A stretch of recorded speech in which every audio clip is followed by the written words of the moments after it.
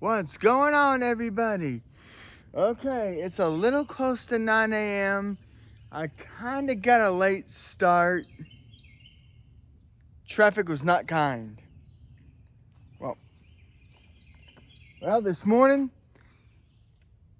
got 2 dozen small minnows. Today is a live bait fishing day. And Lord, not even a half a minute,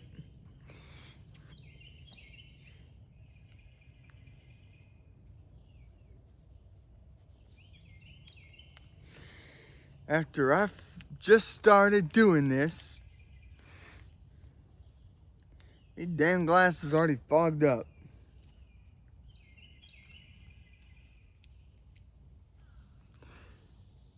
Okay, now,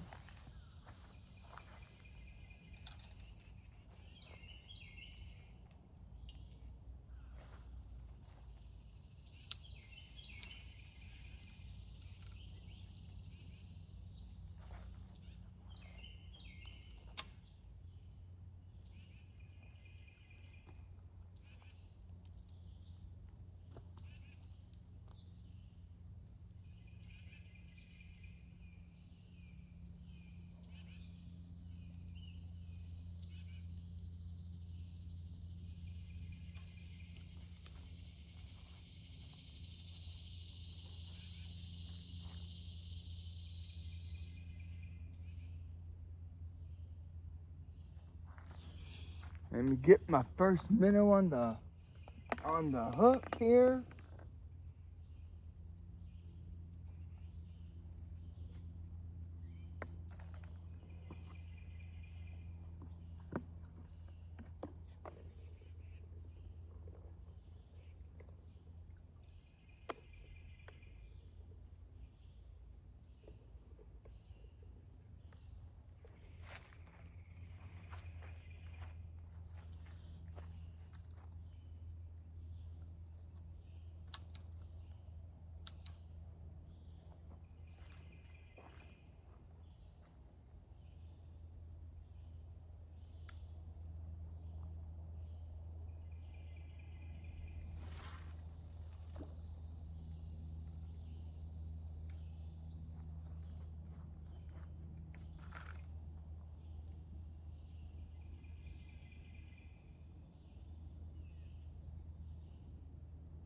Okay, there's one.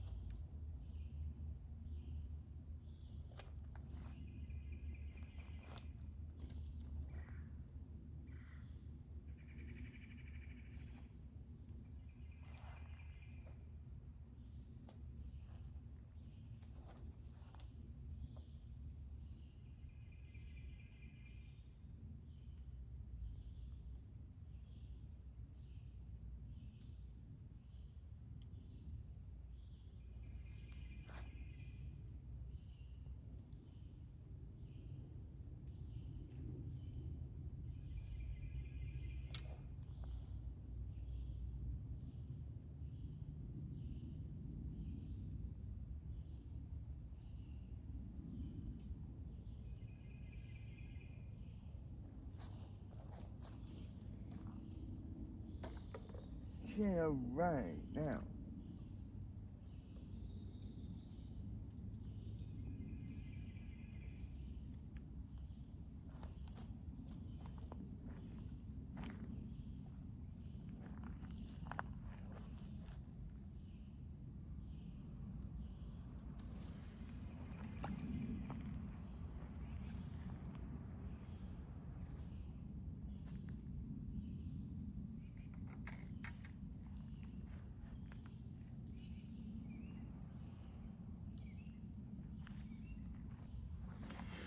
So I got 2 bobbers. Both have a minnow.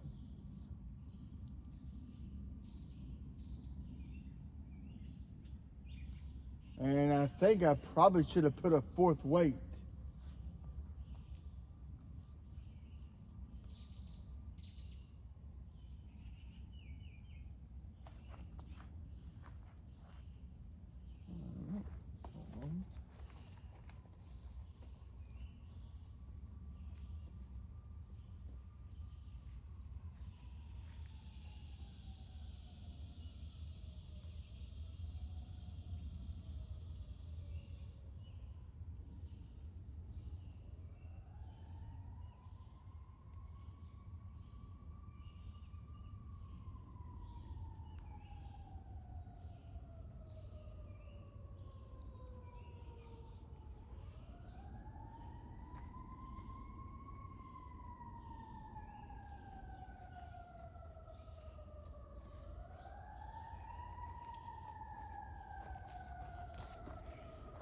Now today though, I don't know 100%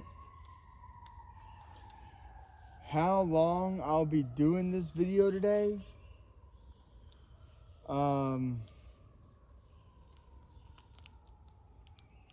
The temperatures today are gonna get in a danger zone level.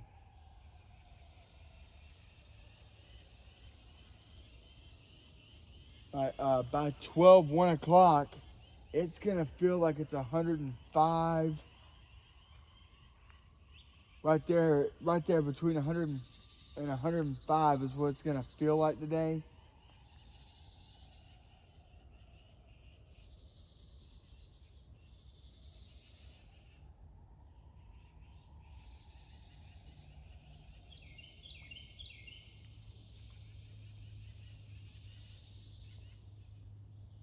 And with it being close to 9, it's probably gonna be like maybe a 2-hour video at best.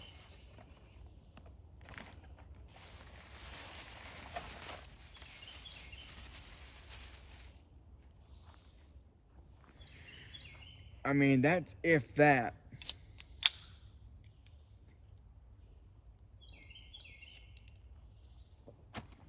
Alright, damn sunglasses are going off.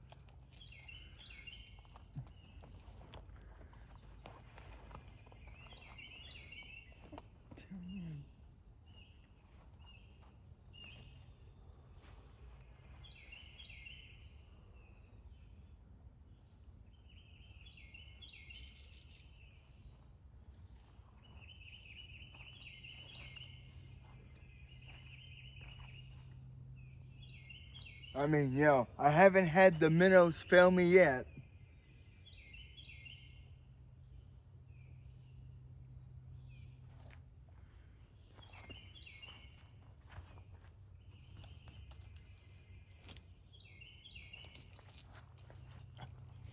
Damn, meant to leave these at the house.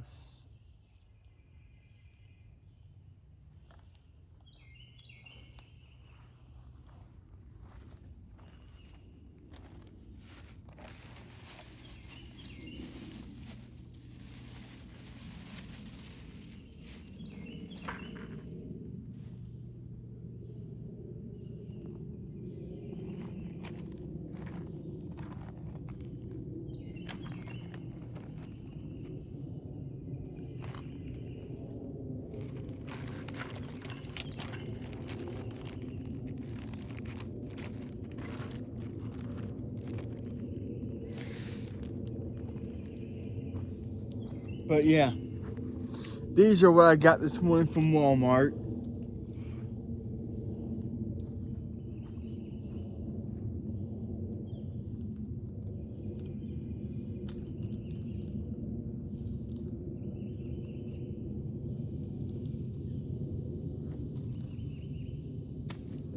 I may just go ahead and just add another weight. I probably should have added a fourth weight versus.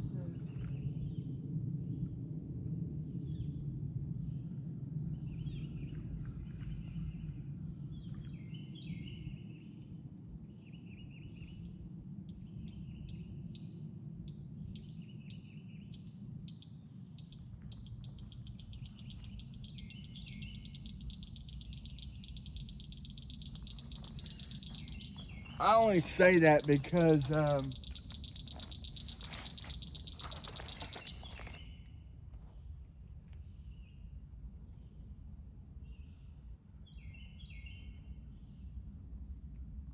damn it.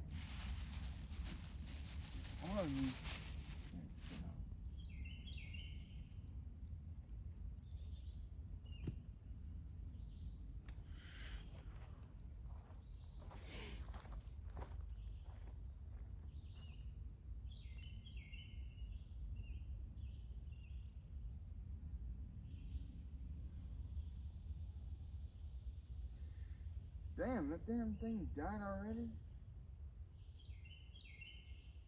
Oh, you ain't dead.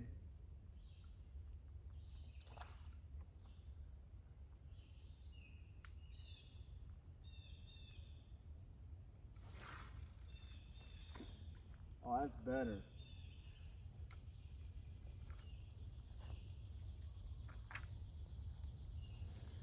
That was better.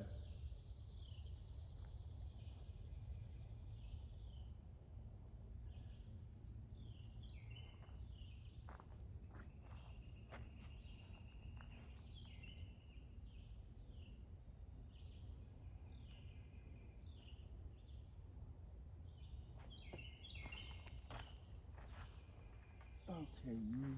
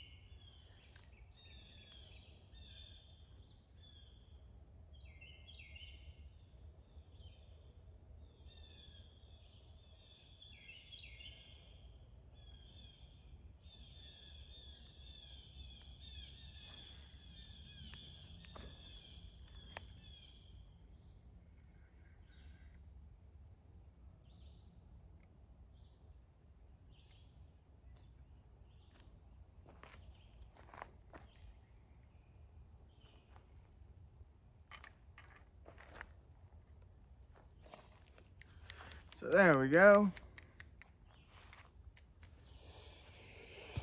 Yep, and for any,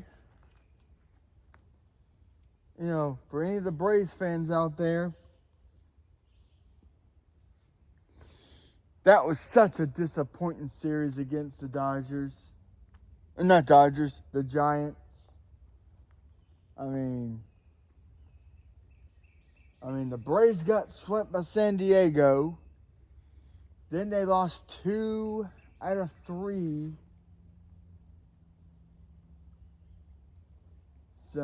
So basically, the Braves lost 5 out of their last 6 games. And it's not too far off from the halfway mark of the season.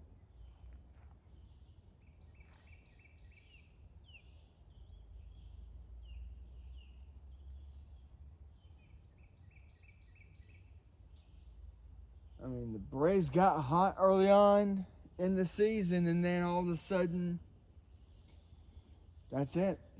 They're like, okay.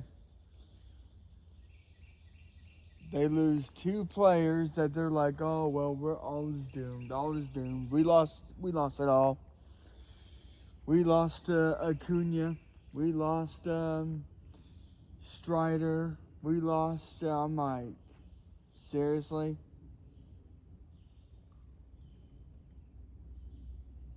Lose 2 freaking players,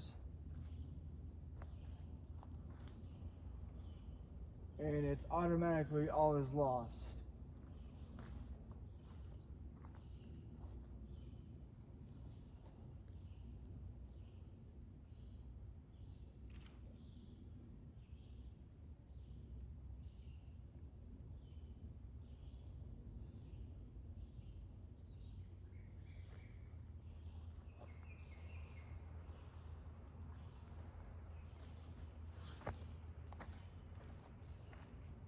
Oh, and I, I found out what kind of bird this feather belongs to.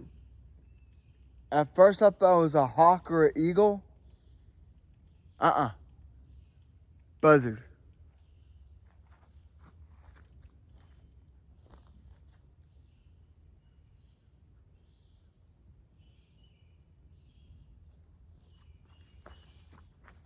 That's the feather of a buzzard.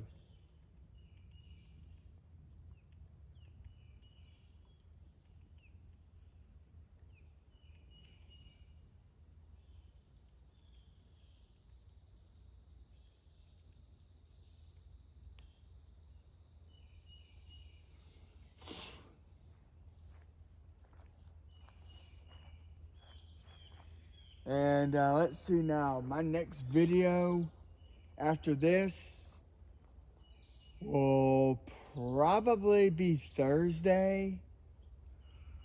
Because Wednesday I have a 12 p.m. appointment to donate blood at R.T. Jones Memorial Library off of Brown Industrial.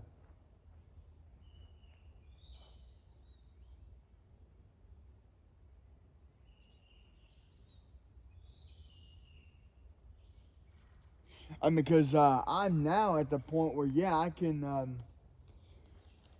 give blood once again.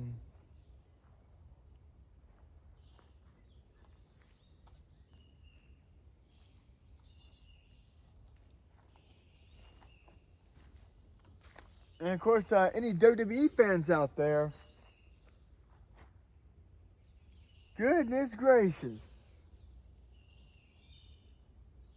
I've seen so many people throwing a little world-class temper tantrum because, they're getting all hissy-pissy because Jey Uso didn't beat Oba.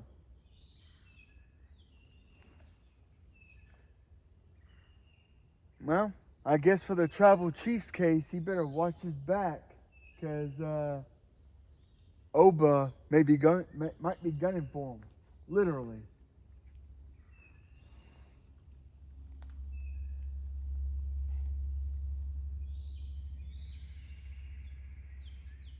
And then you got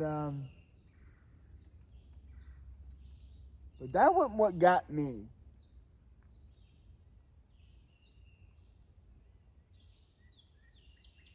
I mean, I knew Liv Morgan was gonna put Io Sky over. Um,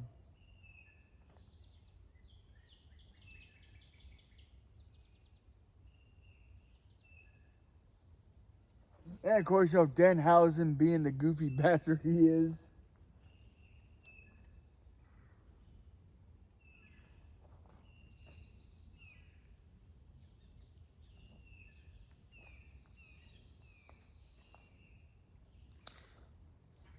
Talking about, what if I won King of the Ring? And he wasn't even in. Saying, what if I win King of the Ring tonight and he wasn't even in it?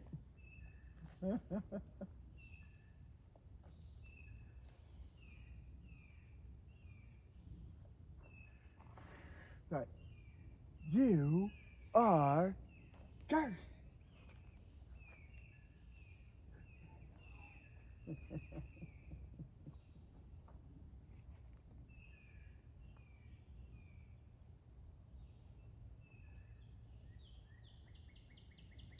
Yeah, turtles out there, they're staying away from the.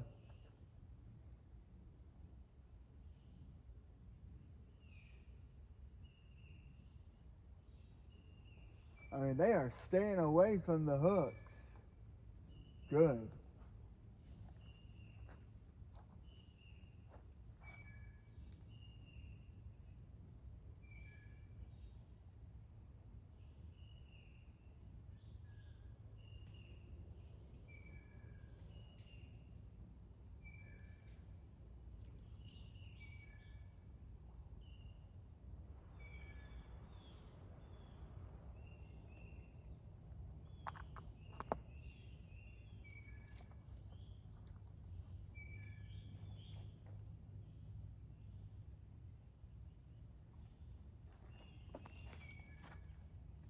Okay, this.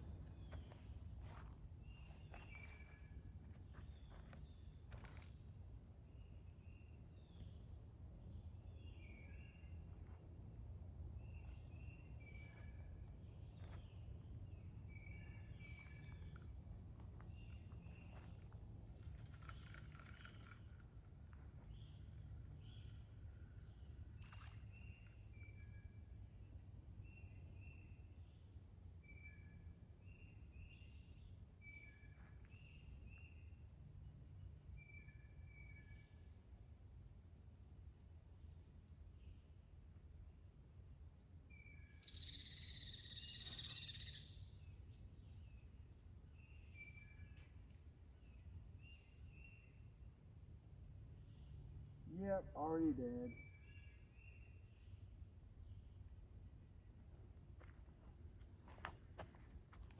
Something must have tapped at him.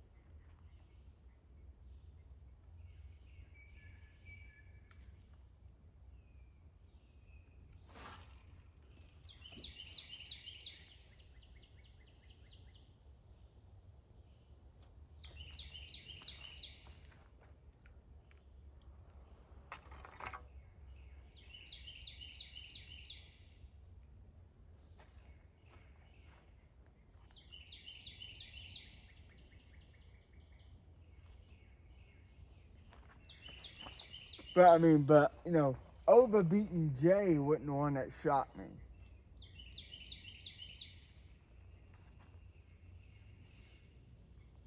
The match that shocked me the most was Sami Zayn in a triple threat match with, yeah, Sami Zayn, Gunther, and Cody Rhodes. He survived. I mean, he survived Gunther, and I did not see that shit coming.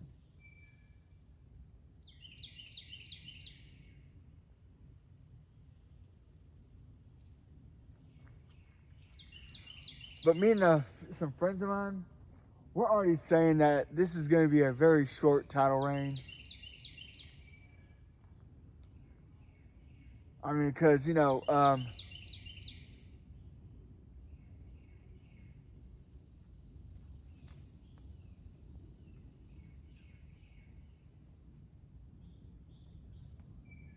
let's see, Sami Zayn's been around since I think 20 years, 20 plus years, and he's just now being given a world heavyweight title.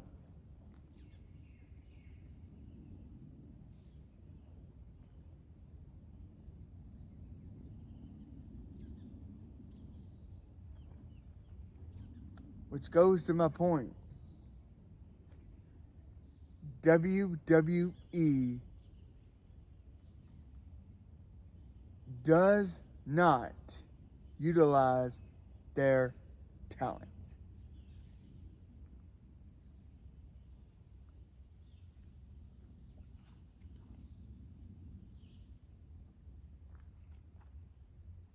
I mean, there was potential talks that if WWE did not give Liv Morgan the push,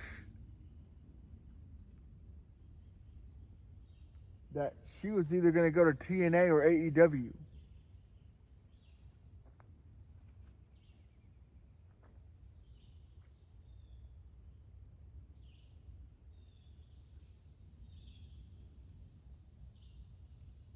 And I guarantee you,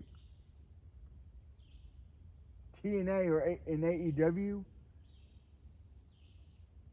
they would have gave her a push. Like, off the bat.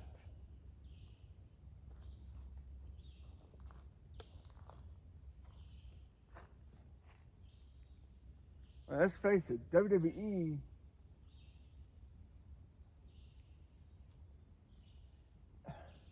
they just don't see good talent when they get it.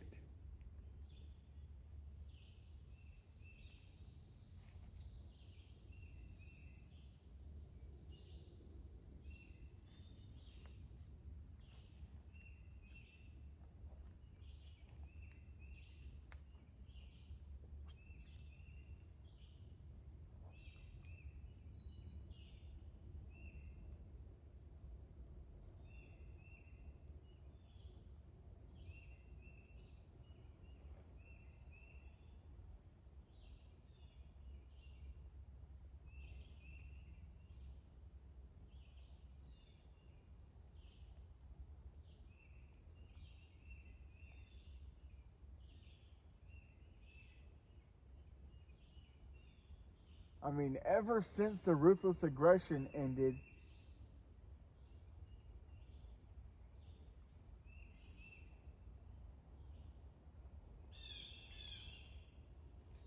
honestly, that's really when they really started not really utilizing the great talent that they had.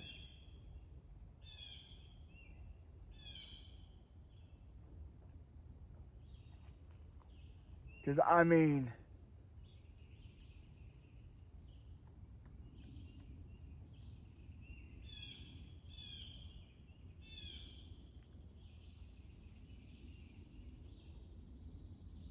not to disrespect any of these people I'm going to talk about here.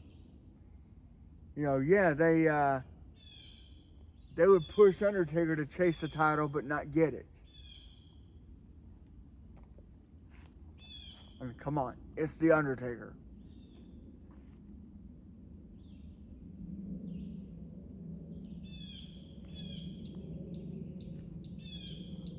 I mean, Mark Calloway would break his back. He would go out there. He would break his back for Vince. Not saying he was a Vince McMahon guy, because, he really was not.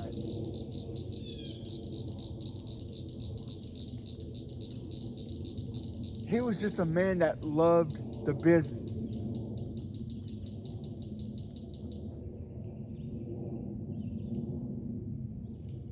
And then, Triple H and Shawn Michaels, they loved the business.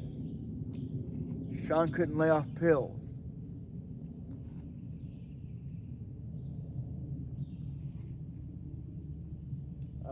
Shawn wouldn't lay off the alcohol.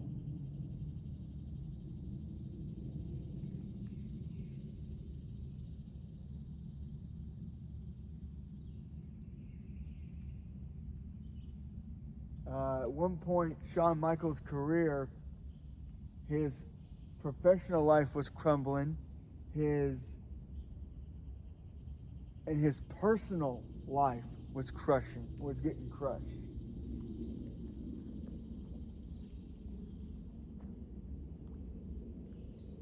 He was within inches of his wife leaving his butt and taking the kids away from him.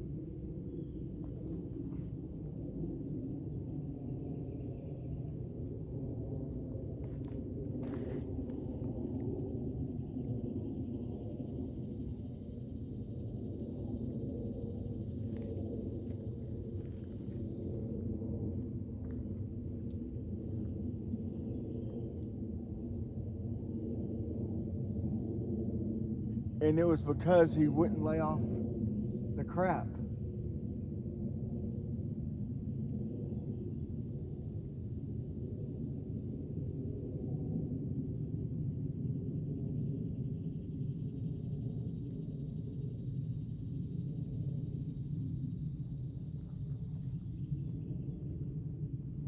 So I remember Undertaker talked about how at first he couldn't stand Shawn Michaels. He goes, and he even says, as a matter of fact, nobody could. Nobody was putting up with his bull crap. Now Taker was happy to work with him. He loved working with him.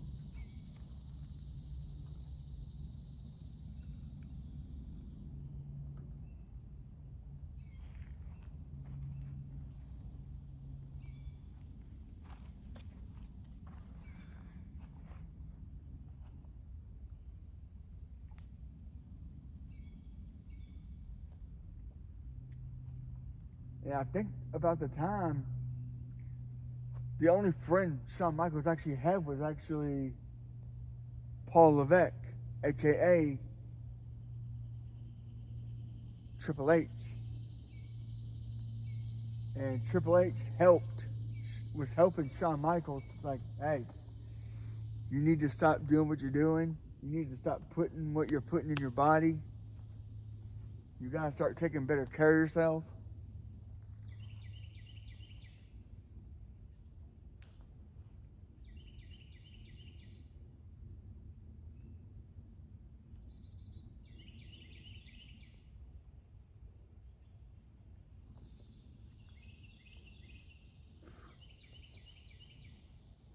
Because you had oh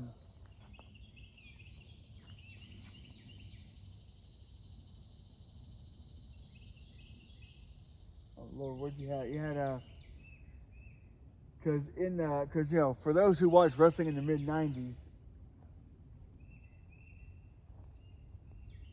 the mass majority of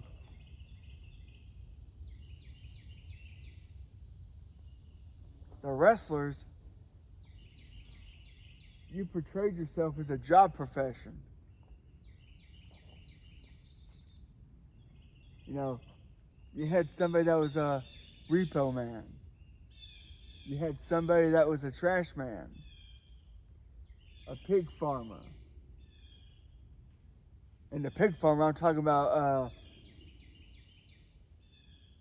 the Godwins.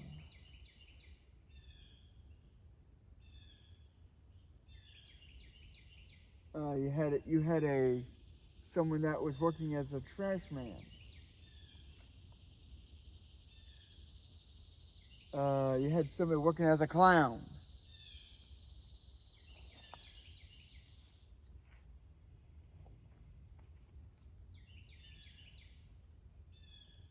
You had somebody working. You had Bray Wyatt's dad, Erwin R. Shyster, who was a tax man. And then, of course, now this, and at that time, you had Triple H and Shawn Michaels at the time before, because because Triple H and Shawn Michaels,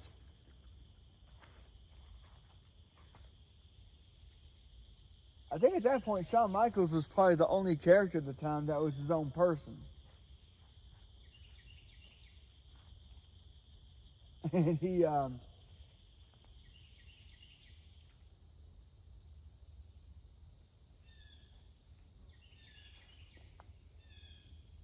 Triple H was that little, because because he was from Greenwich, he was actually from Connecticut, so his character was this blue blood millionaire or blue blood billionaire.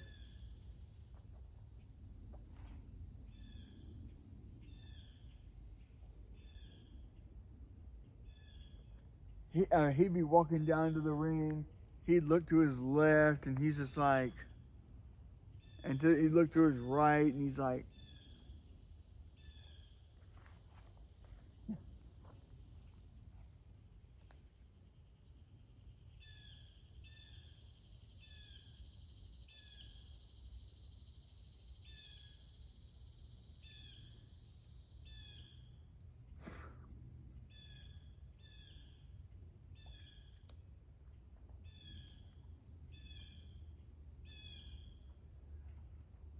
and then of course at that time I think him and China were actually dating.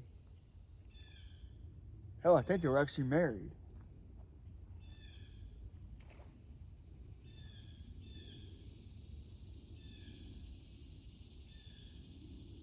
and that supposedly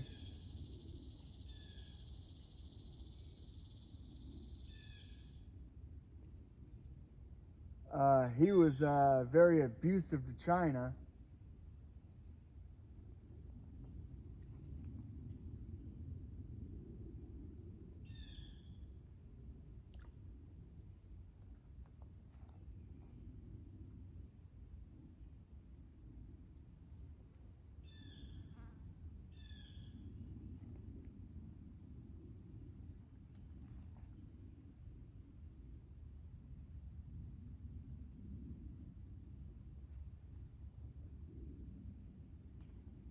And then of course Luna Vachon, now she was her own person too.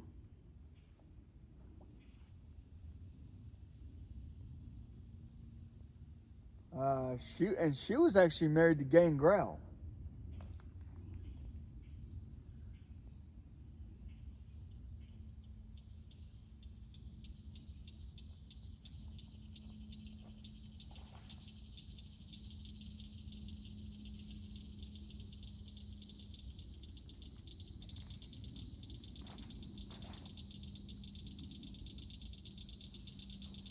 Okay, this one's getting too close to the thing.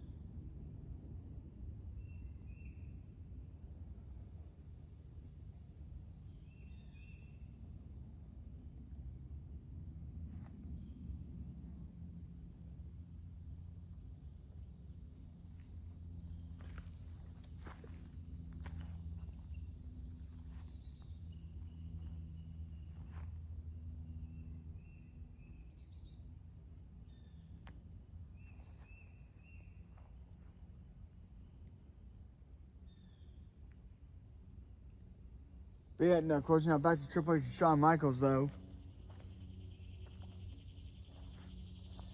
There came to a point where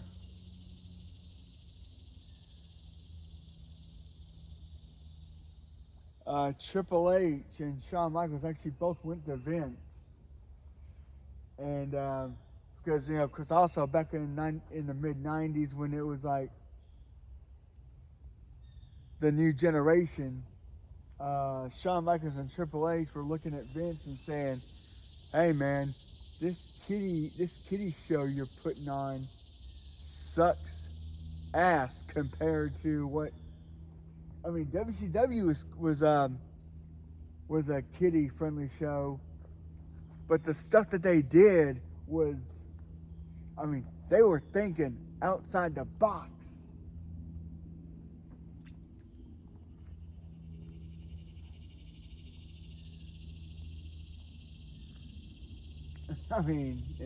He pressed.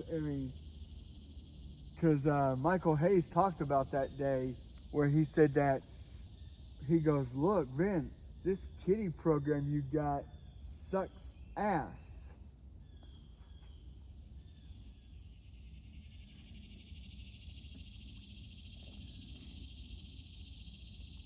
And of course,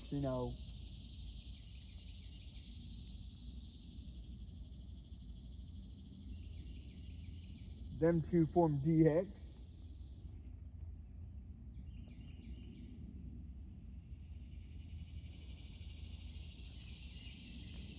And then for a while, it was Triple H, Shawn Michaels, Chyna, and Rick Rude.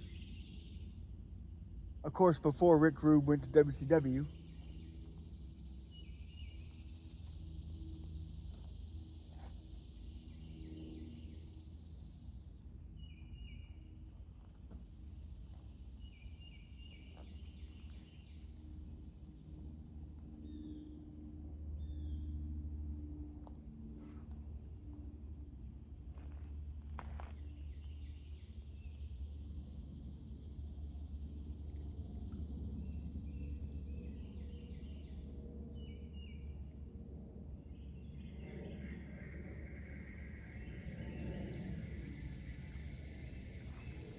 Ah, shit, this shit got tangled.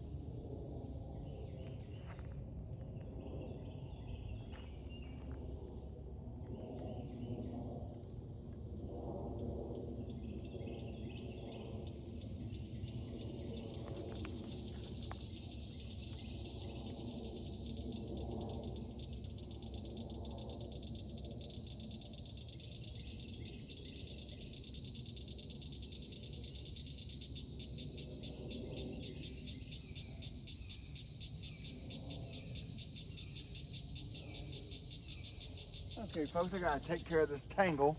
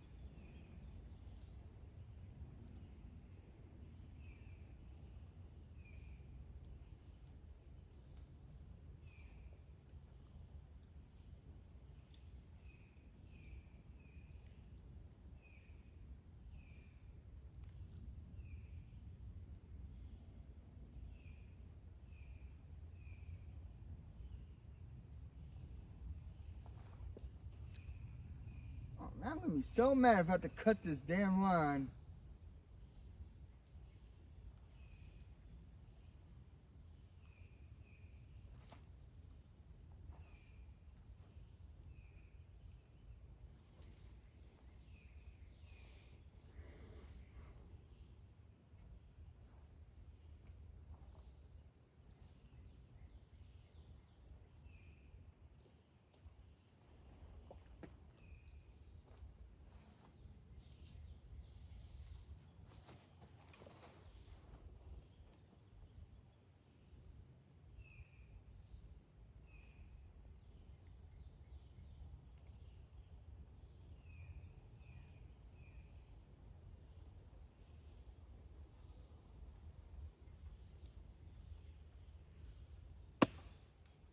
Son of a bitch.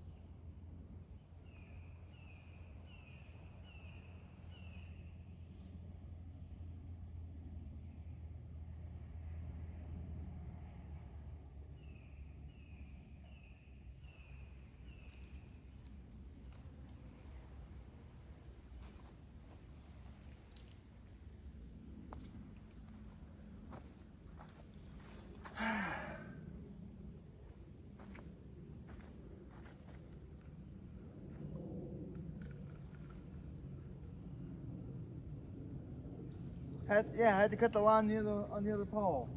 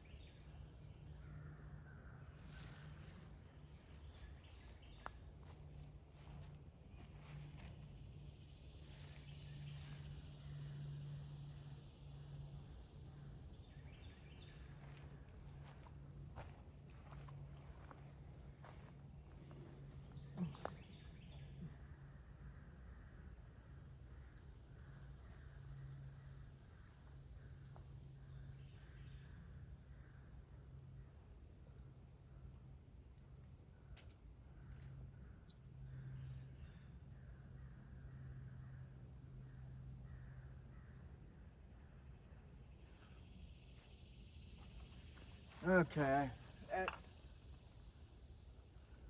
is some freaking bark.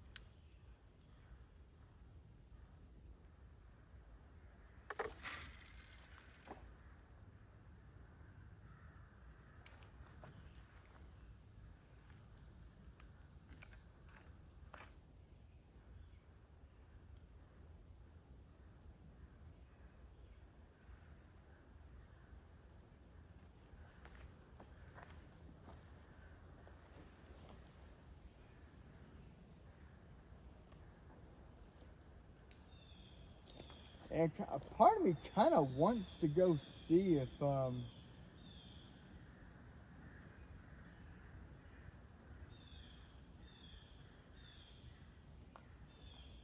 just how that dead deer out there looks at the freaking point.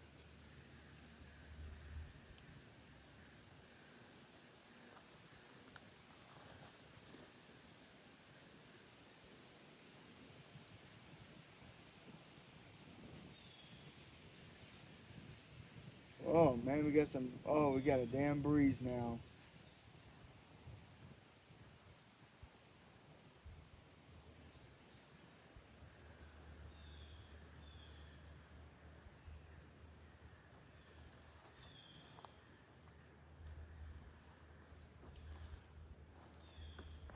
Oh, shit, that thing's. Oh damn, that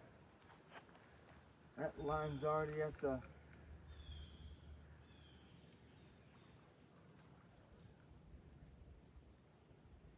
Ah shit, he came off.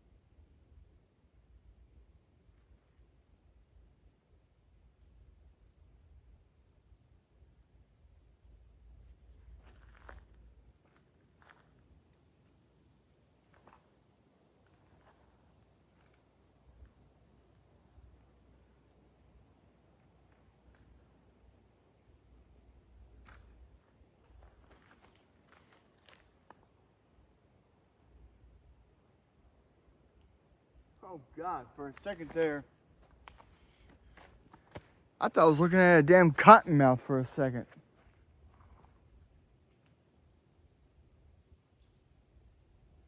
And oh yes, here in Georgia we do have cottonmouths.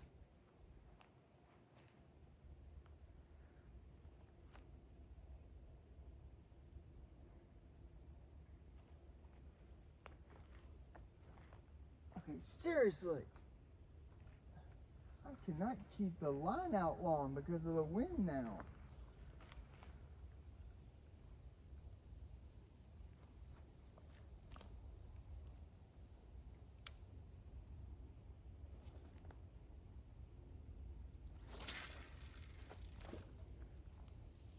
There we go, much better.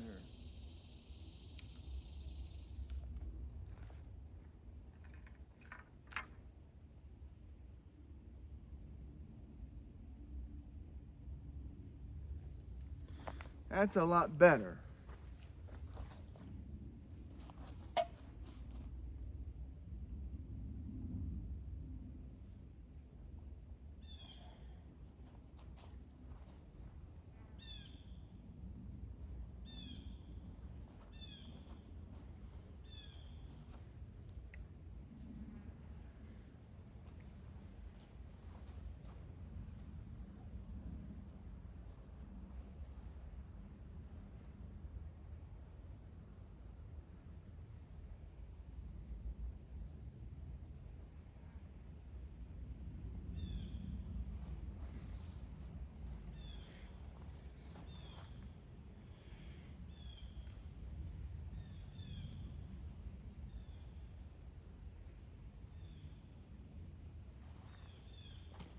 Whoa.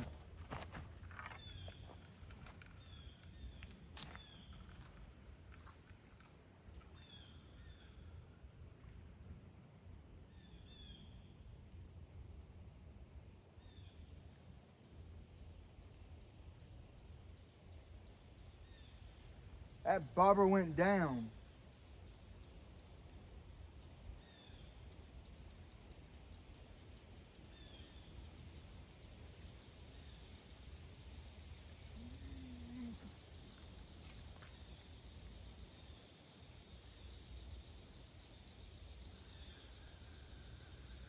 He did.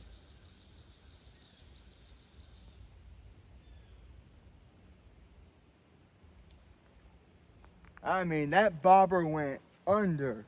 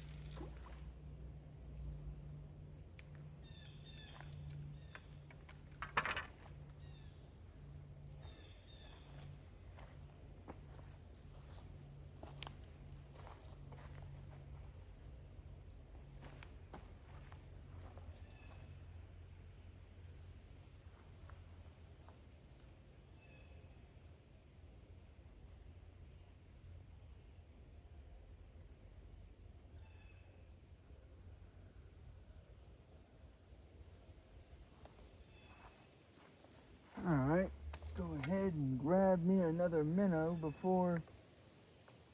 and cast this out before it decides, hey, I'm gonna go down again.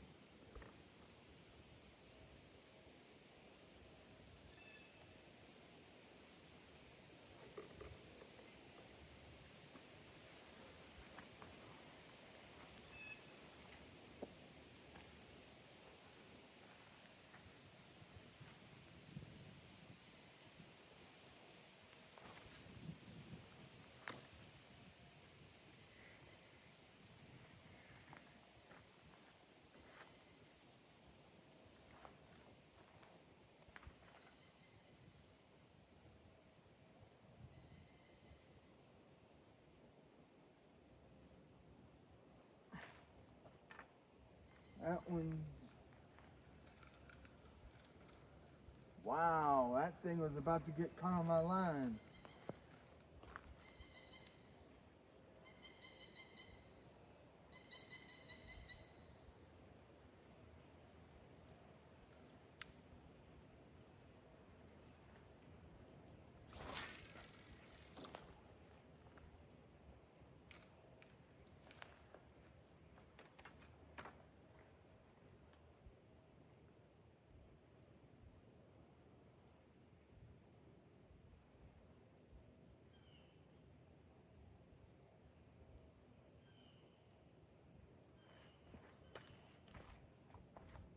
So bobber went down.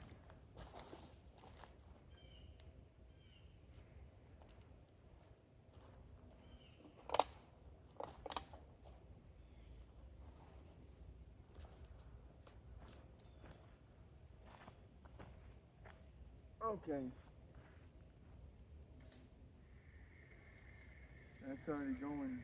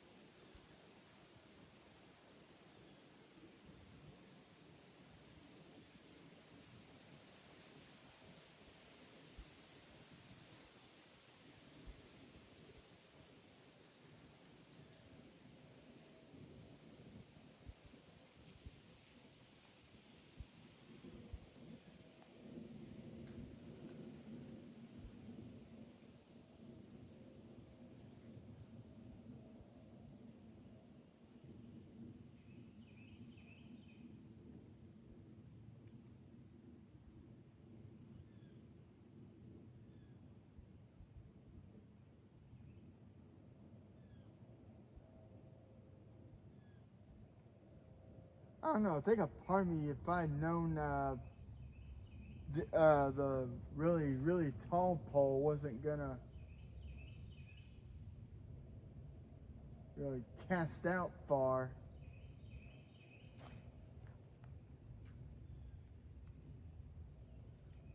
despite having 4 weights on it.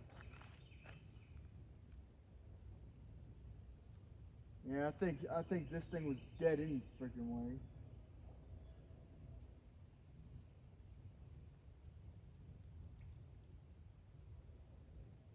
Yeah, it was dead anyways.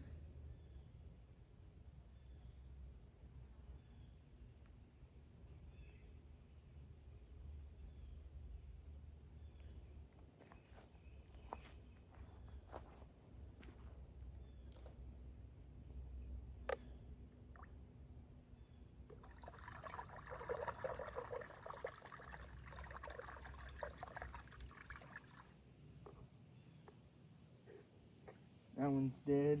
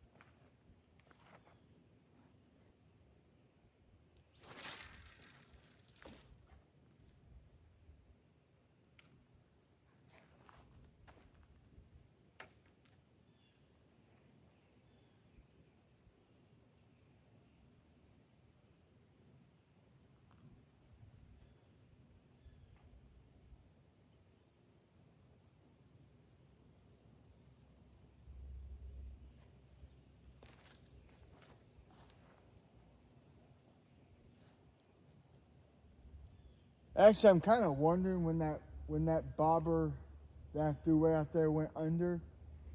I'm kind of wondering if it wasn't a turtle that bit into it.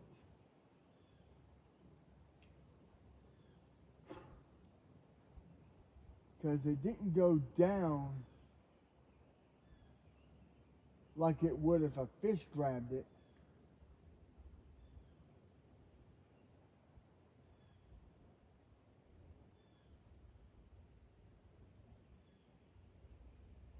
I mean, it went down as if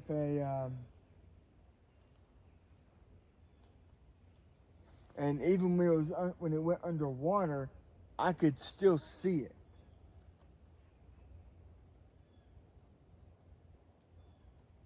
So I mean, the bobber wouldn't going like down and away. It was just down. It stayed down, just barely under the water.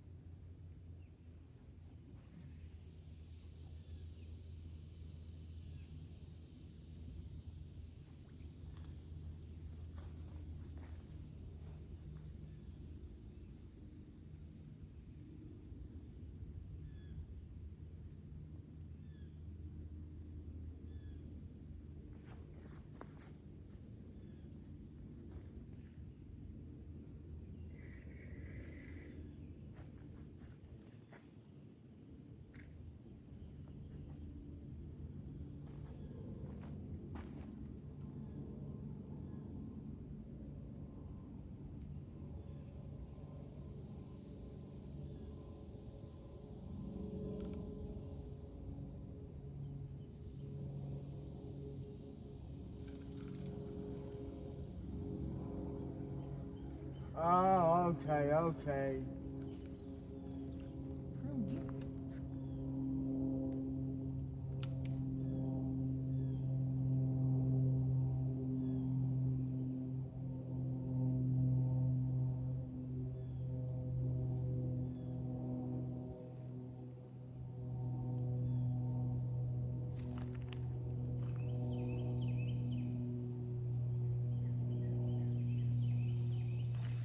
Yeah, this time it did go down, and I missed them.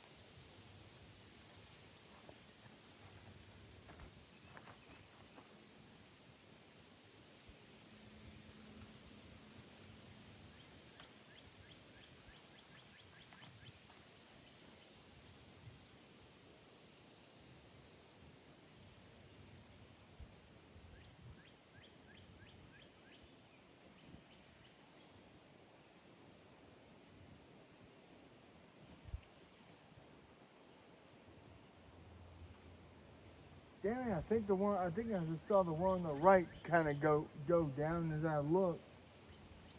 It was straight up. It was back up. Ah, you fucking turtle.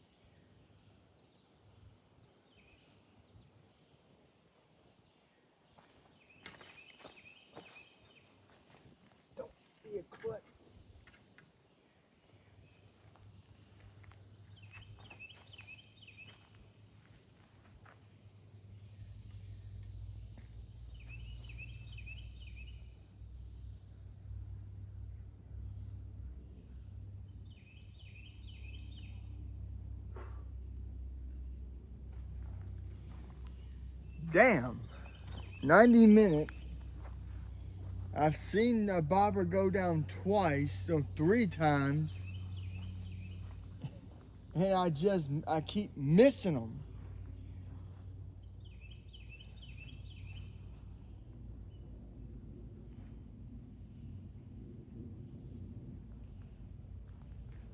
Oh yeah, before I came down here, I had already put some sunscreen on my head before.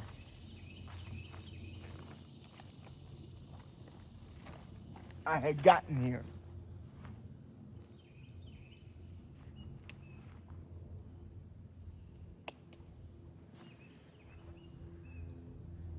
But it's been about 80 minutes, so it's about time to put another application of it.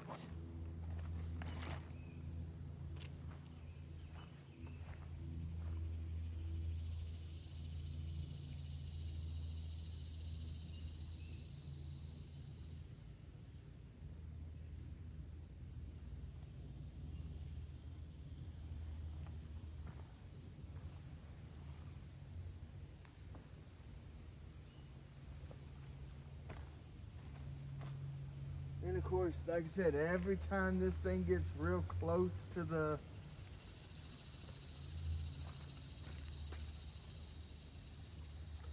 you know,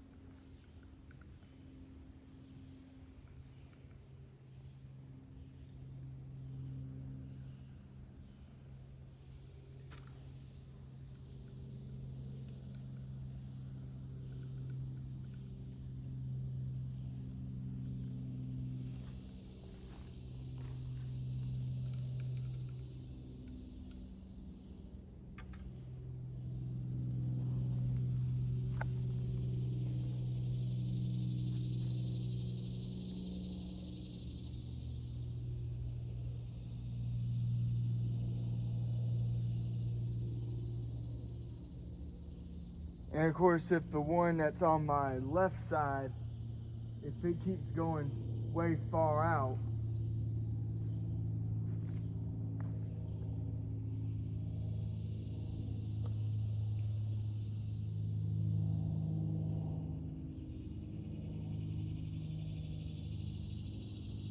yep, that's getting too close to the shrubbery way out here.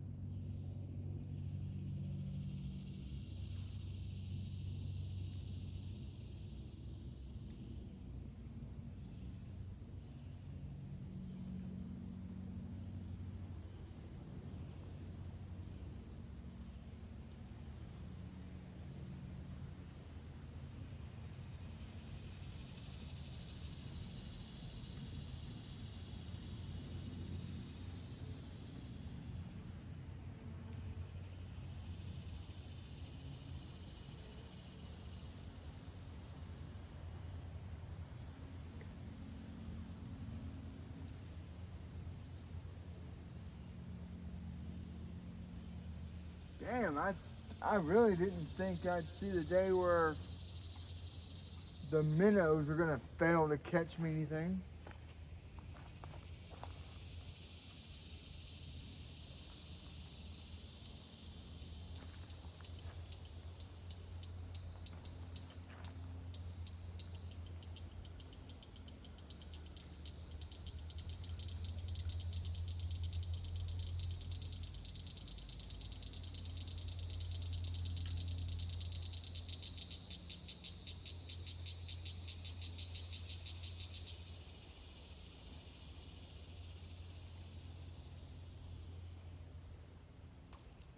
I'm about to say hell with it and just use the one pole. I mean, it's kind of hard enough. keeping an eye on one,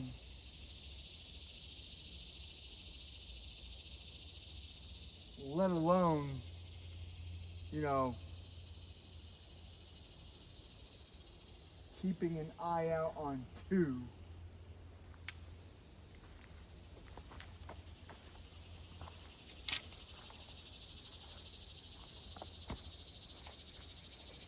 Holy shit, that was a big fish jumping back there.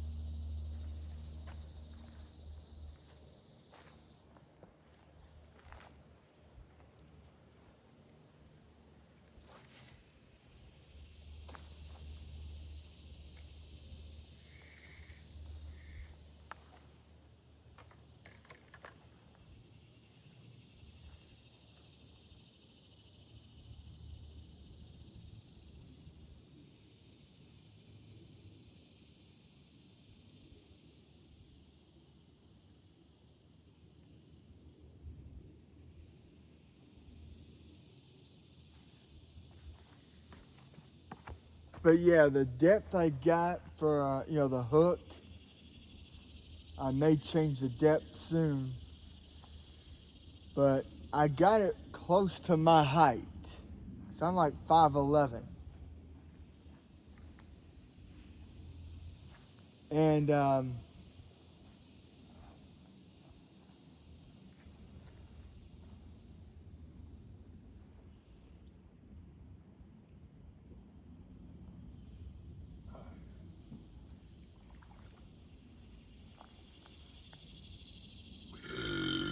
oh damn, my bad, folks. That was a monster burp.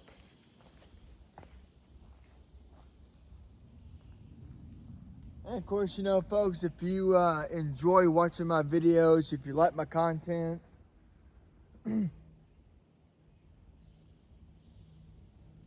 just like it, just loving the fact about how much I teach about how to be patient. Hit that like and subscribe to my channel. Be greatly appreciative.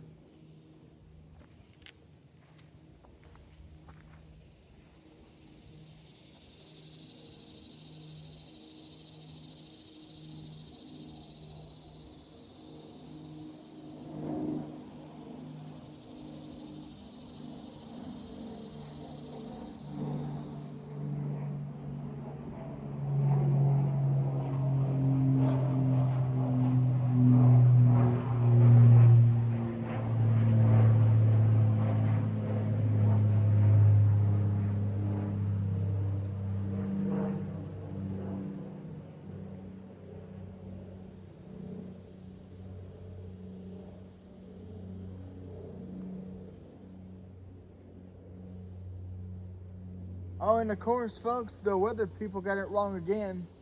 They say it was supposed to be raining all day.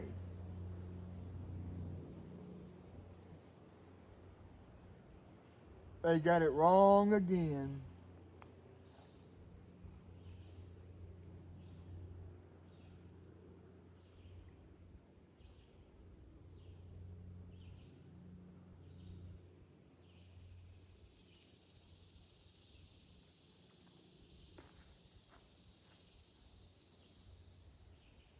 Oh, you damn turtle, I swear you go for that fucking bait. I swear I will kill you.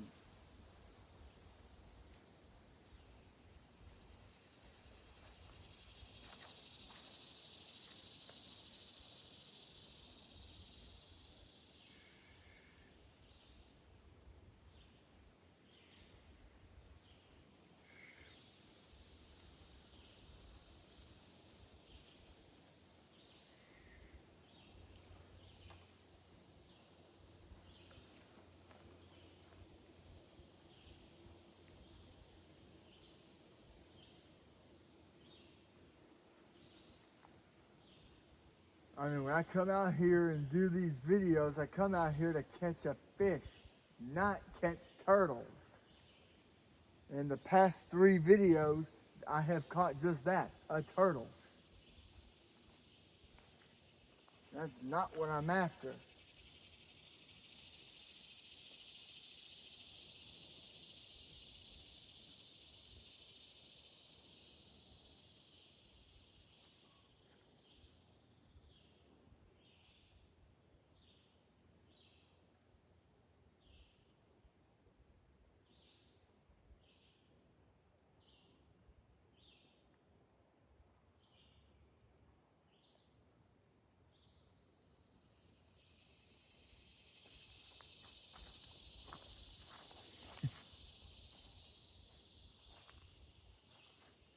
But then, to all my viewers, y'all have heard me complain and gripe enough about it when I catch a turtle.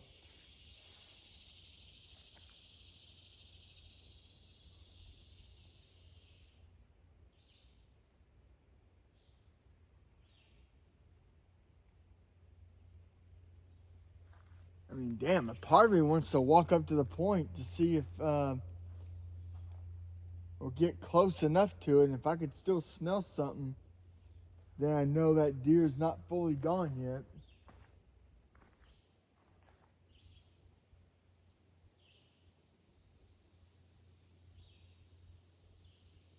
Because, I've caught more fish at the point than I have here.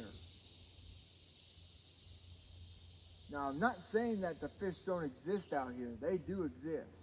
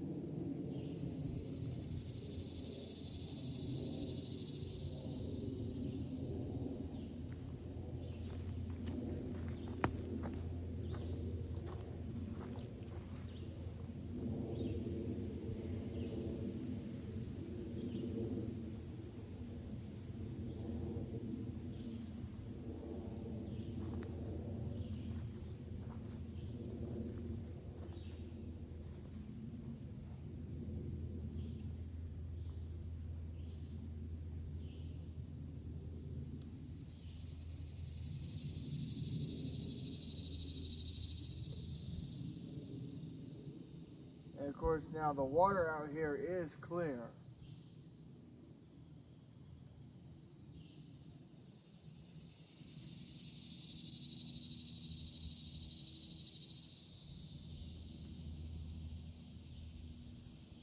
Oh, yes, thank you.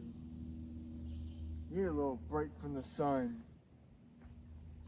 Well, so much for the break from the sun.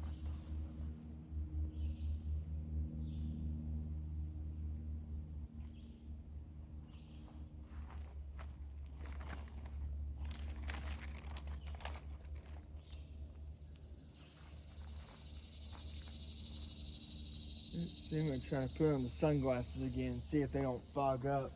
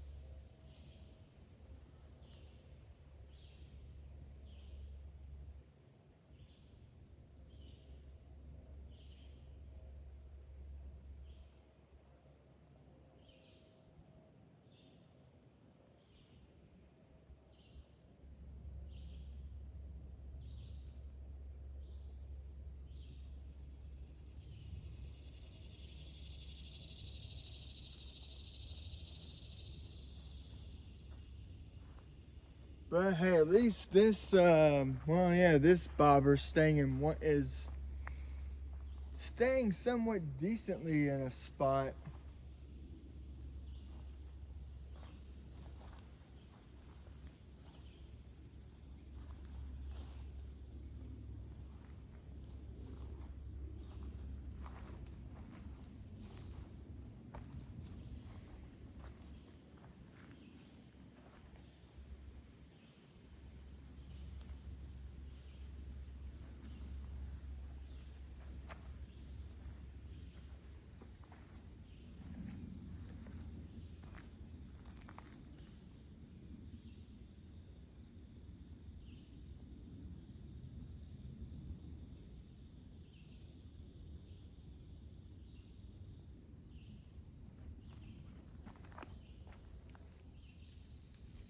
Let's see here.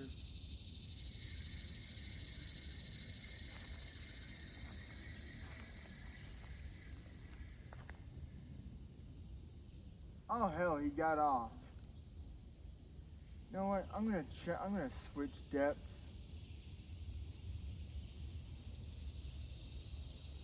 There we go.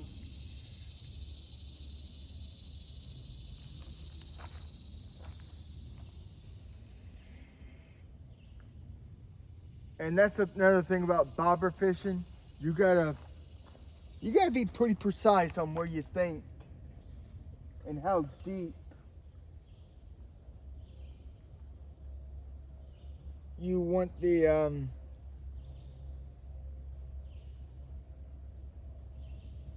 bobber to be.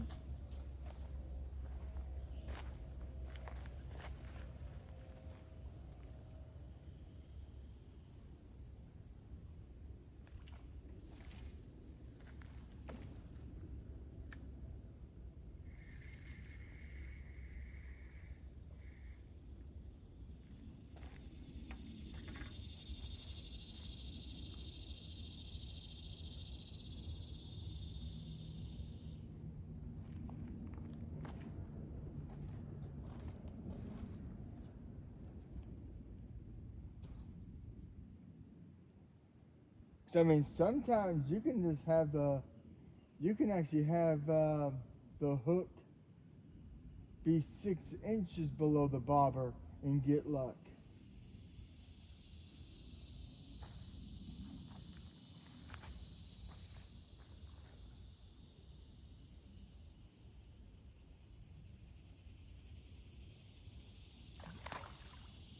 Because I think I got mine set about 3/4 of a yard, which is close to, close to the 3 foot mark.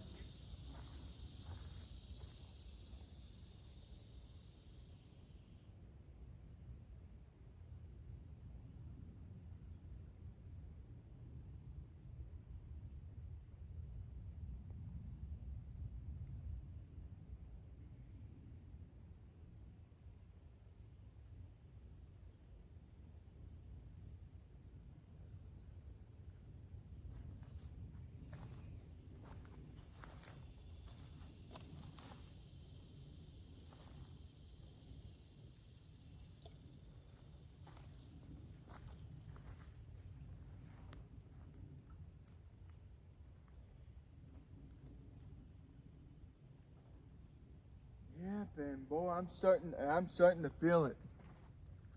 I'm starting to feel the heat now.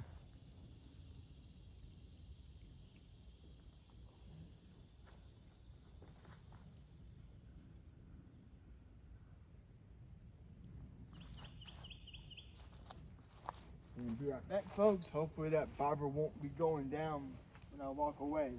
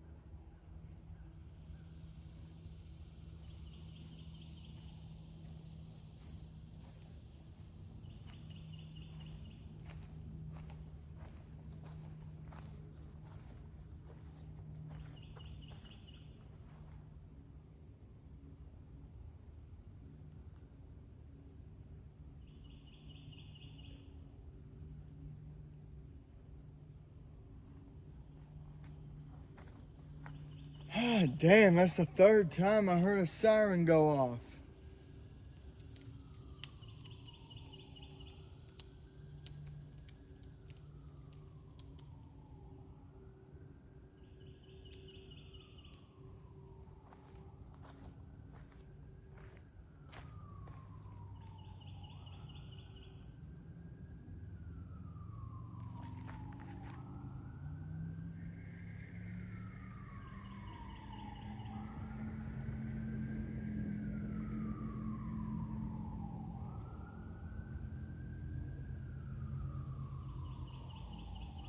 Damn, he's already dead?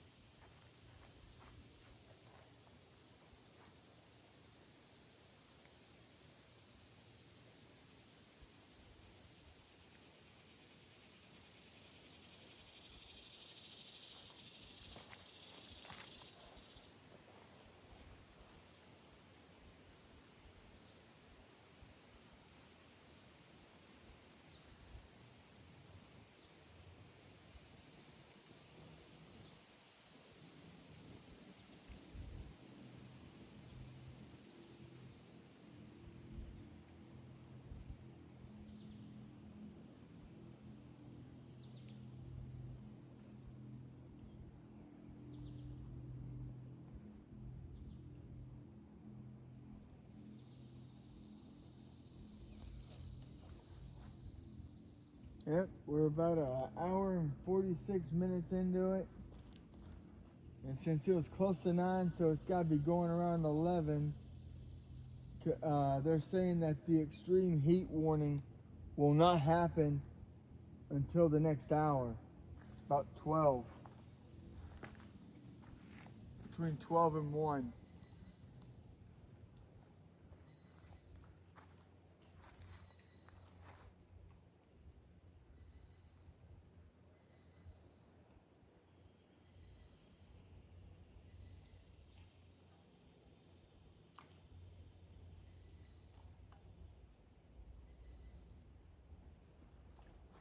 Seriously, I mean, these freaking minnows are not really moving. It's like they're dying the second put them on the hook and cast them. Jesus Christ! There's another siren going.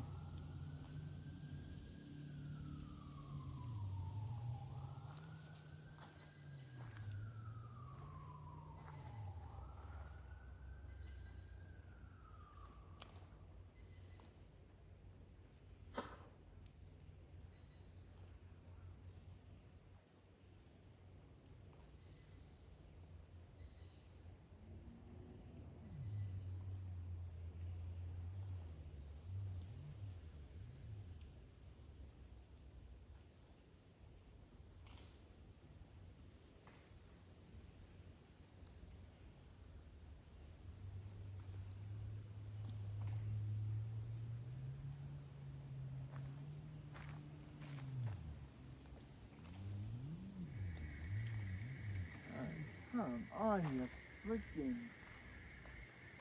freaking bobber. Need you to pick a spot and stay there. Okay, he's still alive. Good.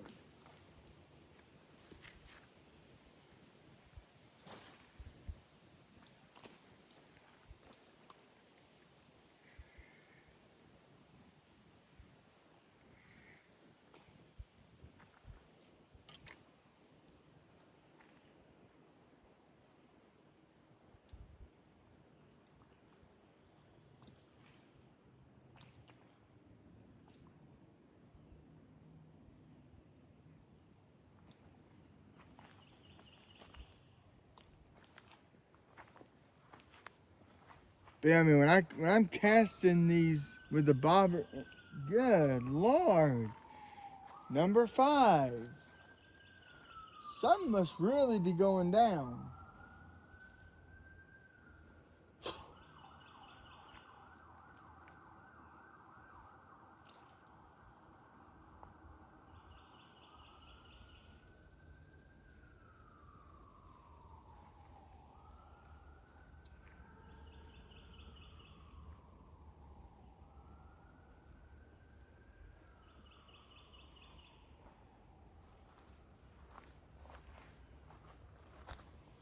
Damn it. There's a little bush that's right here. Mine's about to start getting tangled in it, so I gotta recast.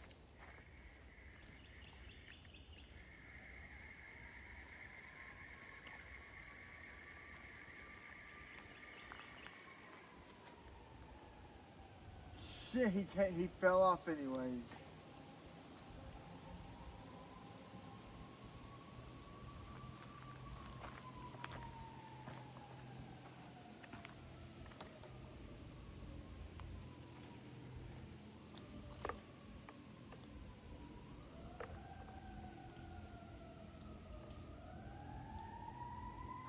It must have been a real bad wreck.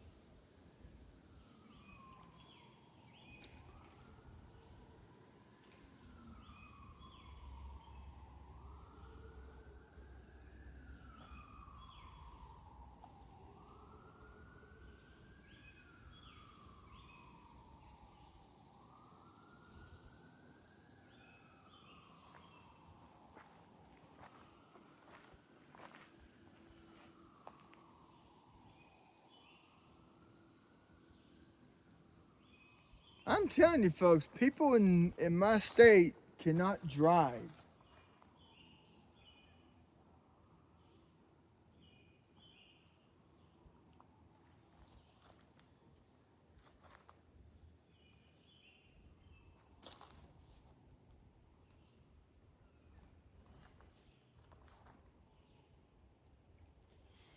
Yep.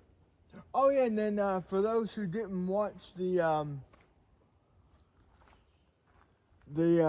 PLE on Saturday, WWE has announced that WrestleMania 43 will be in Riyadh, Saudi Arabia.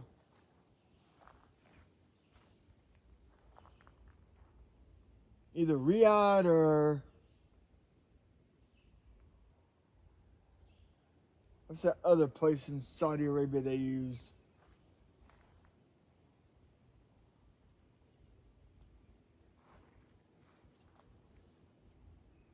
I mean, either way, it will be in Saudi.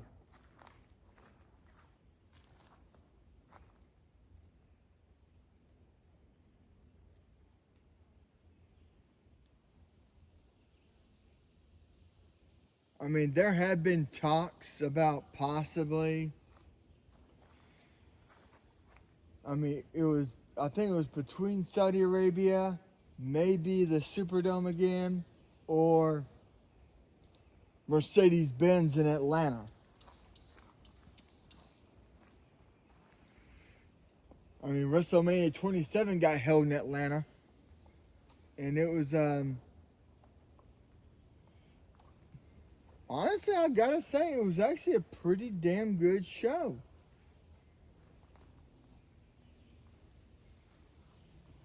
I mean, me and a friend of mine were at that event.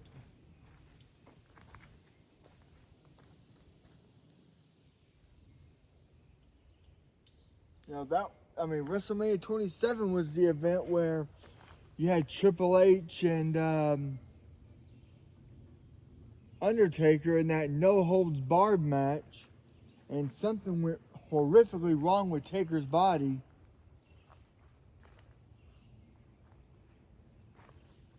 And you know, Undertaker won the match, but he actually had to get carted off. He actually had to get put on a cart. So he didn't feel like he really won. Then WrestleMania 28 the next year, Taker, Triple H, in that Hell in a Cell match with Shawn Michaels as a special guest ref.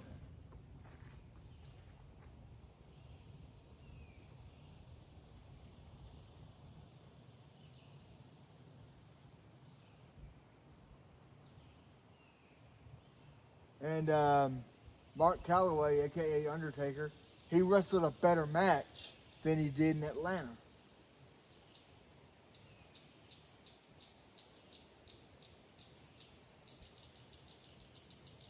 Because that was the year that The Rock was hosting WrestleMania.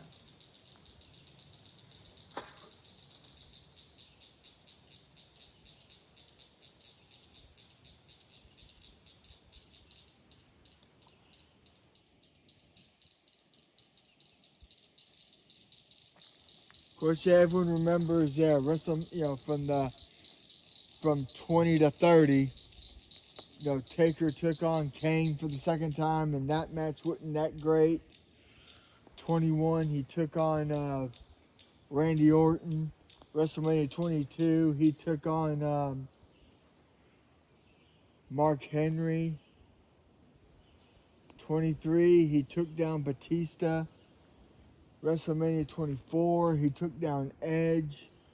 Then 25, 26, Shawn Michaels. 27, 28, Triple H. And then 29 took on CM Punk. And then WrestleMania 30, where the streak died. Still don't agree with that one.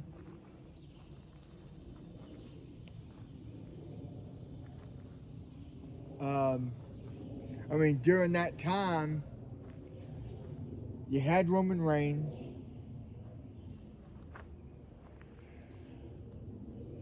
You had Bray Wyatt. I mean, those two would have been the more logical choices. But if I had to pick, I would have said 31 should have been because he faced Bray Wyatt. And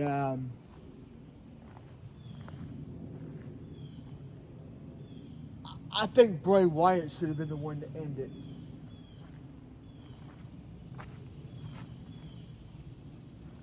Because, Bray Wyatt was calling himself, I'm the new face of fear. And that would have made sense.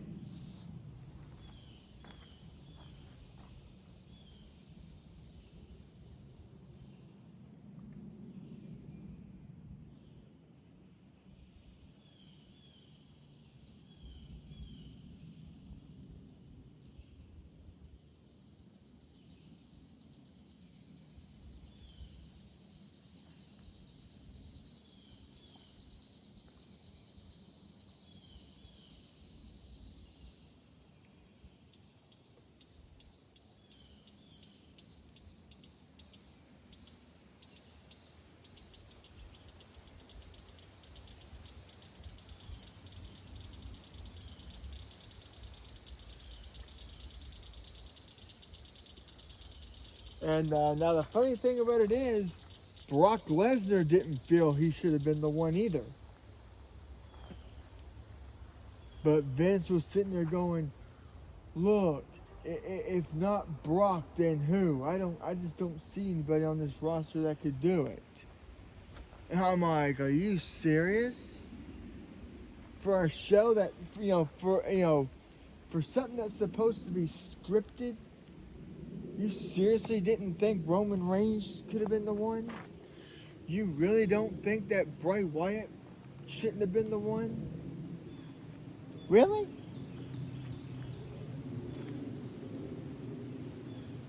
I mean, the Wyatt family was, when Bray had his little family, good Lord, Bray was making people's lives hell. When the Wyatts first debuted, they attacked Kane. They made Kane's life a living hell. So you don't think that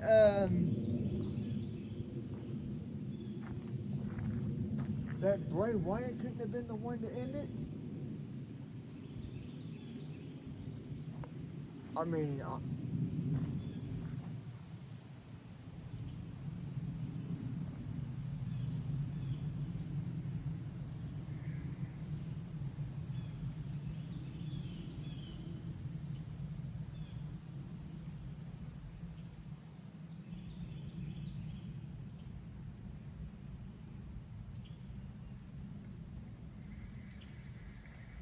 son of a bitch.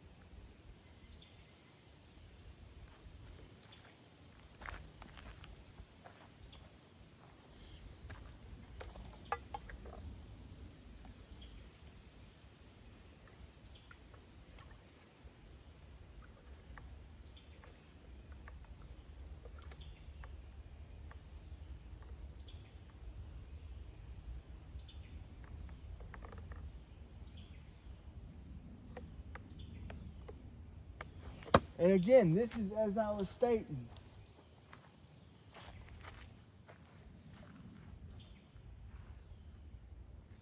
WWE and their talent relations, they don't know shit.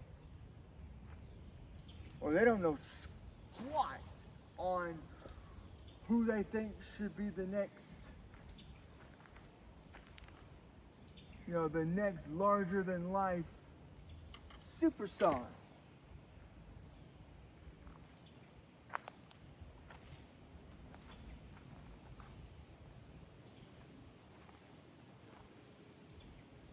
they're now picking Obafemi, which, hey,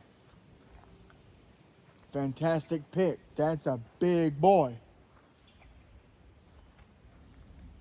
He could do a lot of things. Oh yeah, and by the way, when I was sitting there talking, looking at the camera, I turned back and I saw the bobber run.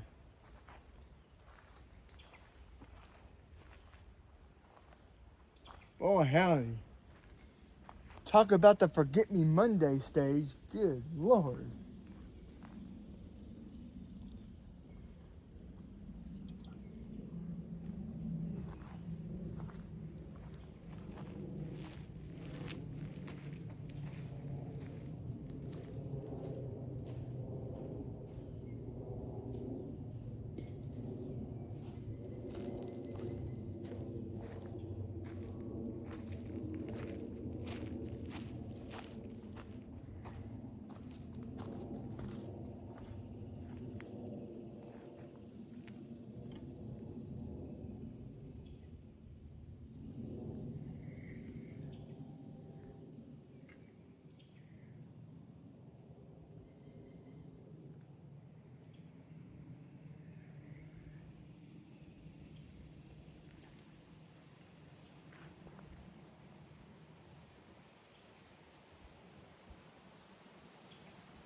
I mean, this is turning into a Forget Me Monday pretty damn quick.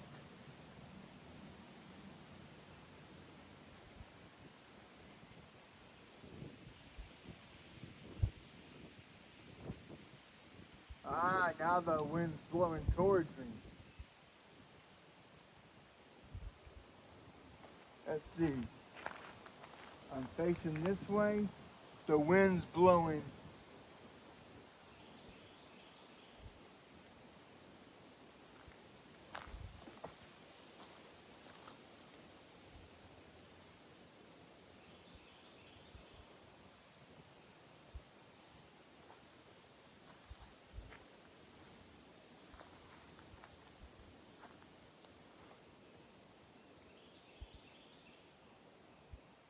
Let's see, what you gonna call it? Oh, and I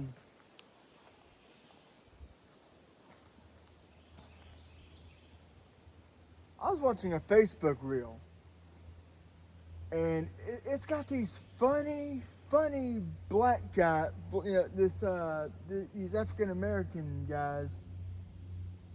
I think it's a husband and wife, maybe brother and sister, or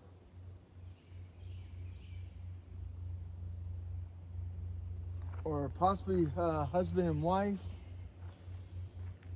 and they're listening to some old country songs. Now, growing up, I used to listen to country all the time, but now I just stick to listening to music from the '80s a lot. But and they're going into in-depth details on,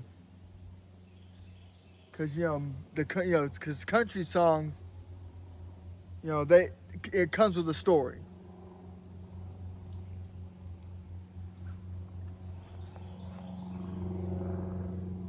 It was like like the Garth Brooks song "Thunder Rolls."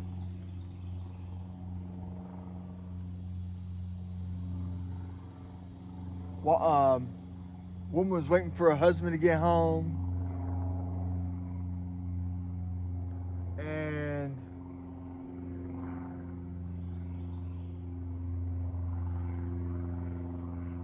he was having an affair with another woman. He comes back home. She hugs him, happy he's home, but then could smell the perfume of the person that he was with. Got mad and killed him.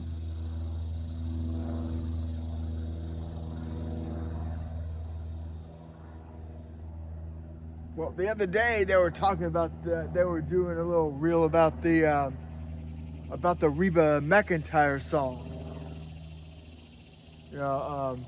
You know, the That was the night that the lights went out in Georgia. That was the night that they hung an innocent man. Don't trust your soul to no backwoods southern lawyer.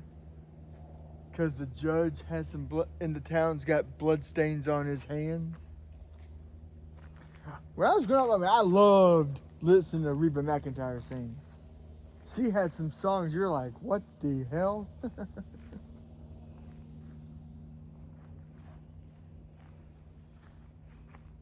I mean, I grew up listening to Garth Brooks, Travis Trent, Randy Travis, Garth Brooks, Reba McEntire. Hell, I even listened to Dolly Parton.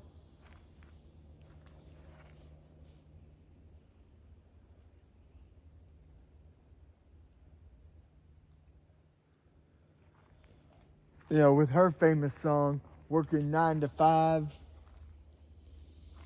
And then one of her other famous songs, Jolene.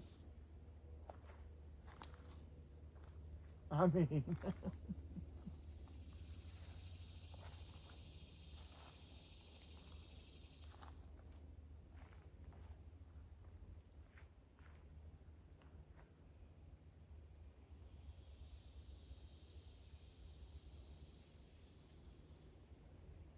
and then of course, you know, even the song, you know, by Reba McEntire, you know, the night that the lights went out in Georgia.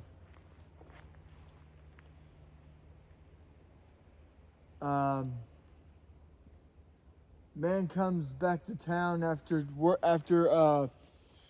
I guess he was working for 2 weeks straight, and then went to a bar, get himself a drink or two before he would go home to his wife. Then the bartender was telling him, "Hey, your bride ain't home. She's been having an affair with some boy named Seth." And then, of course, he got mad. And then the bartender goes, "Hey, man, just don't blow your head, because I gotta be honest with you, man. Even I had, had sex with her and been with her." Got mad. Got the one possession that his dad left him, which was a gun. Was gonna go to Andy's house, and he was gonna kill him. But then when he got to his house, someone already killed him.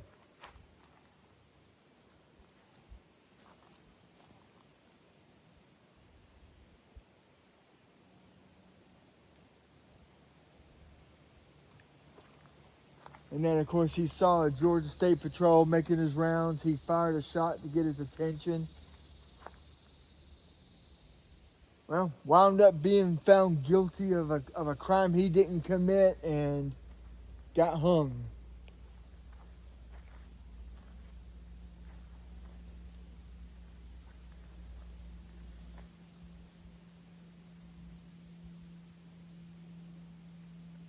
When it wound up being the man's wife's sister that killed Andy.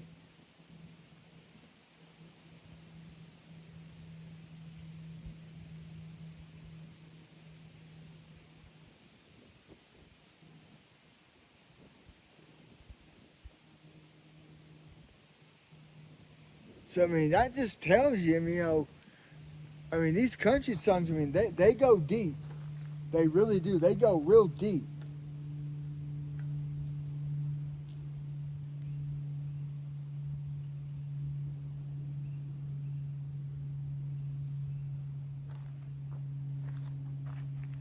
Okay, that's getting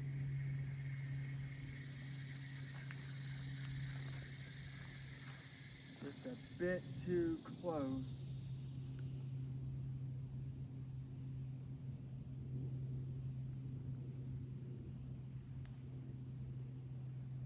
Damn it.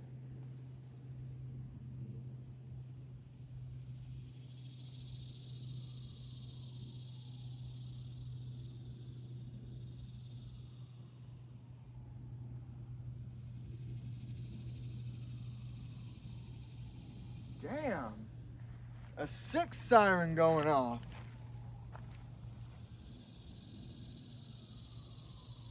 But then hell, it's coming up on the 4th. 4th of July is this Saturday.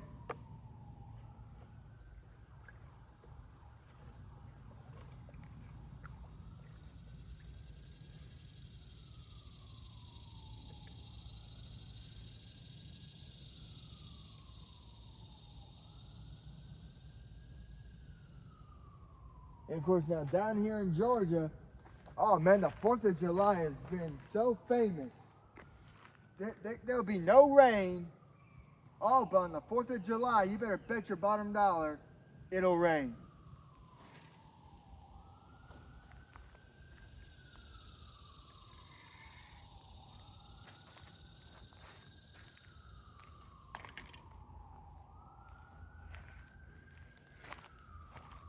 There was one time I went to a 4th of July show in Canton. Man, these clouds turn blacker than the ace of spades.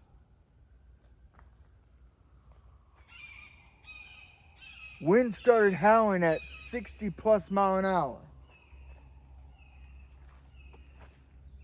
And I mean, and we're sitting there thinking, oh hell, we're about to be in a tornado warning.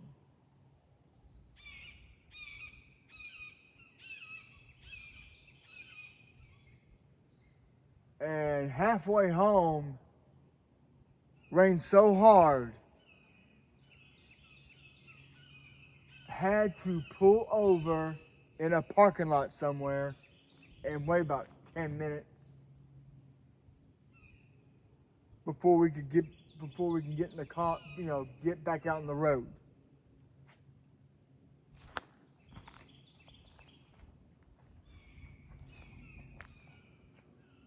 Oh yeah.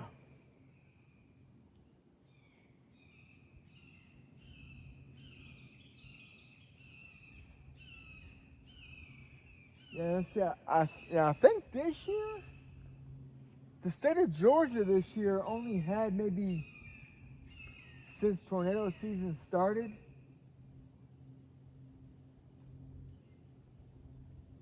14, which is low.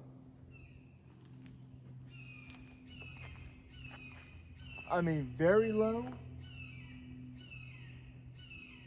Because normally, Georgia has about 25 to 40 a year. And for the most part, it's in South Georgia mostly because South Georgia was where all the, the flat farmland is at.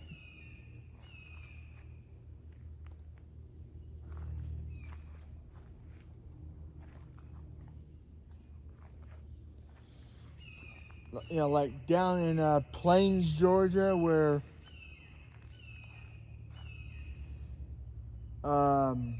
there's a big peanut farm down there, because it's run by the Carter family. And yes, I'm talking about relations to Jimmy Carter.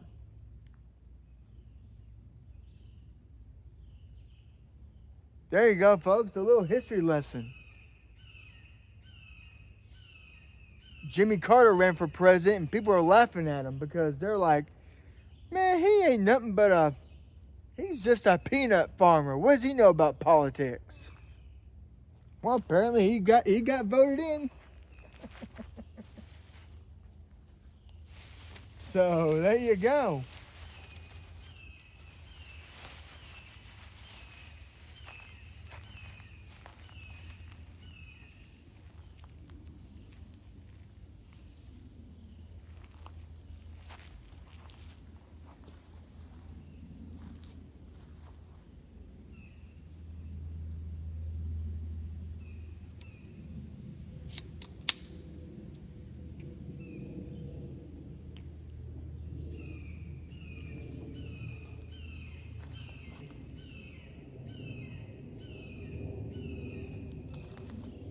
course, now I could be wrong, but I think Jimmy Carter was the first president that the America's had that was from Georgia.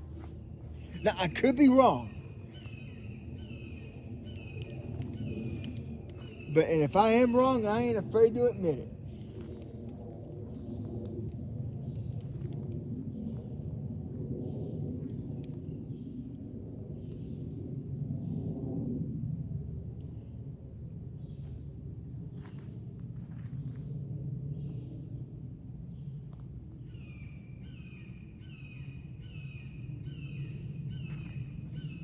And of course, hey,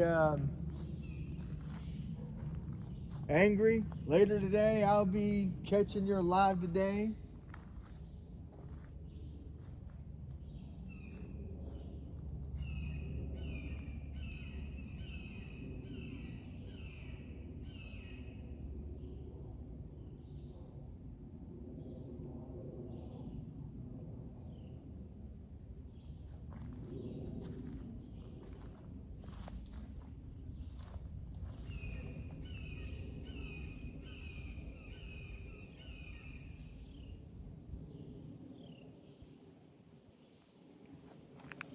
And of course, now Thursday, if everything goes in fruition,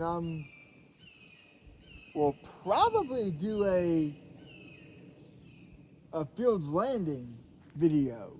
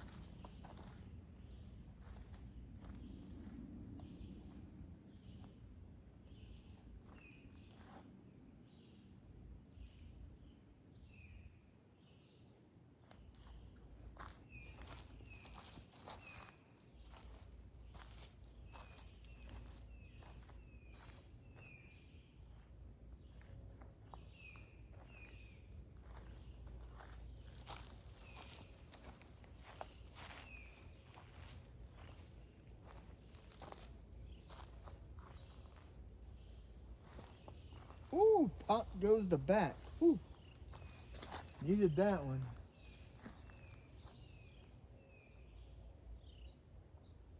But now, as soon as today's video's done,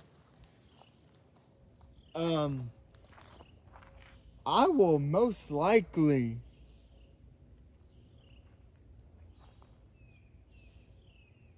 I'll walk over there to the point and see whether or not that now this is assuming, of course, too, if the buzzards hadn't came and found it and already ate it up. That dead deer that I saw, where I couldn't even stay down there for no more. I mean, I could not stay long. Cause I was about to throw up from that horrible smell.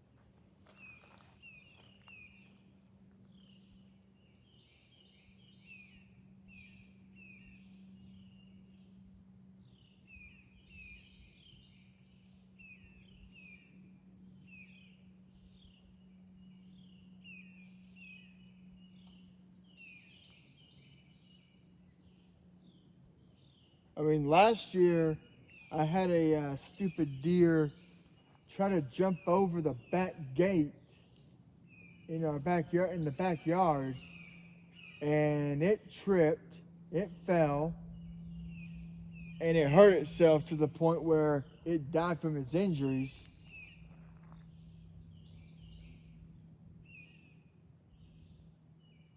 And and then I actually buried it. But man, it took me about 4.5, 5 hours to dig the hole by myself.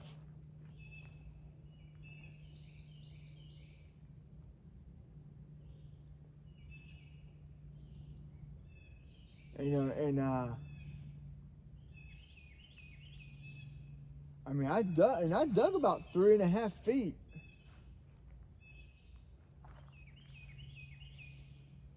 But even at that depth, holy crap, you could smell it. That was a smell that did not go away for 2 weeks.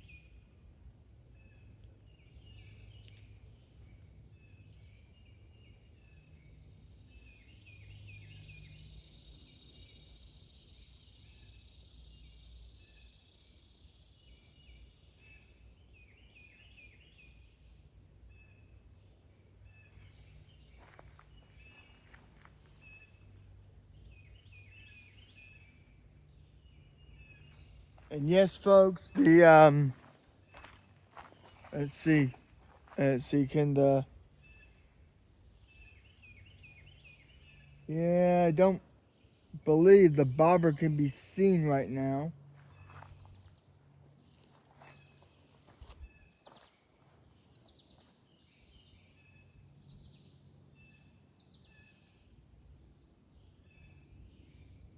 But bobber's still out over there.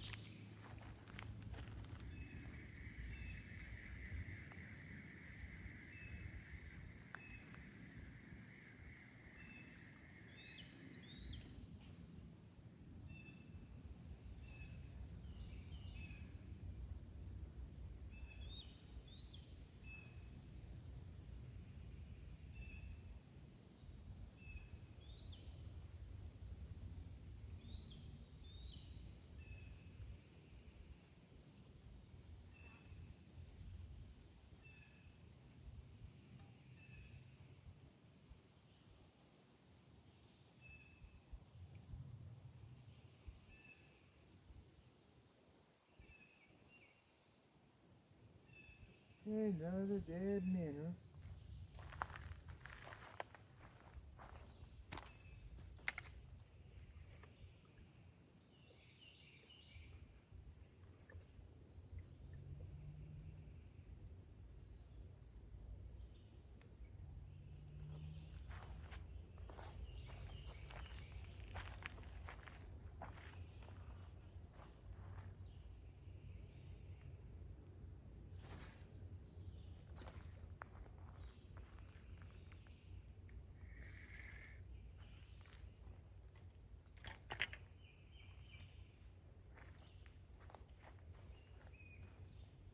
But I mean, I like, I like what I'm doing right here.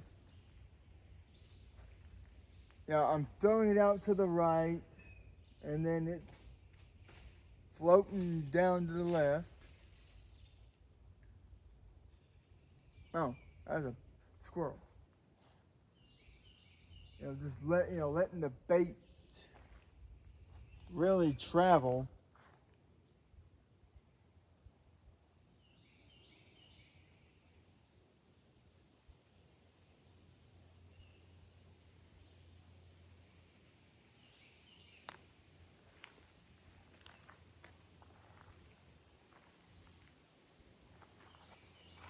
Cause let's see here.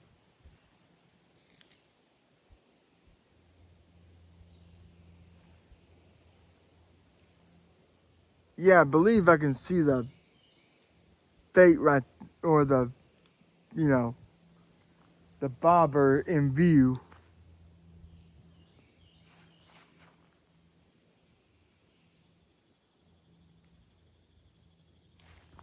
So yeah.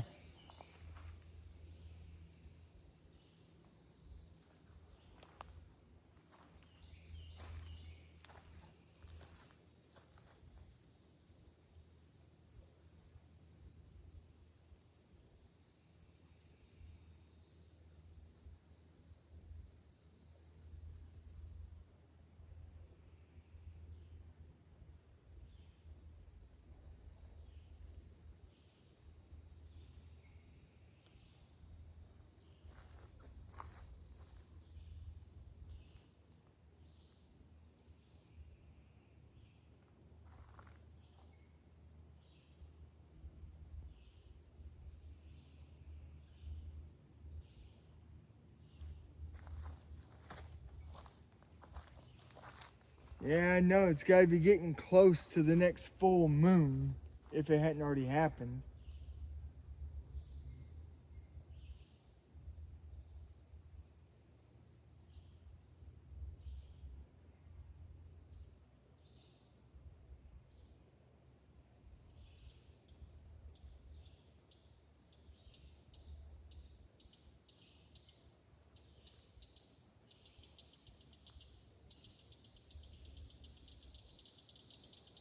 Oh damn, been getting a lot of breaks from the sun. Well, I ain't complaining.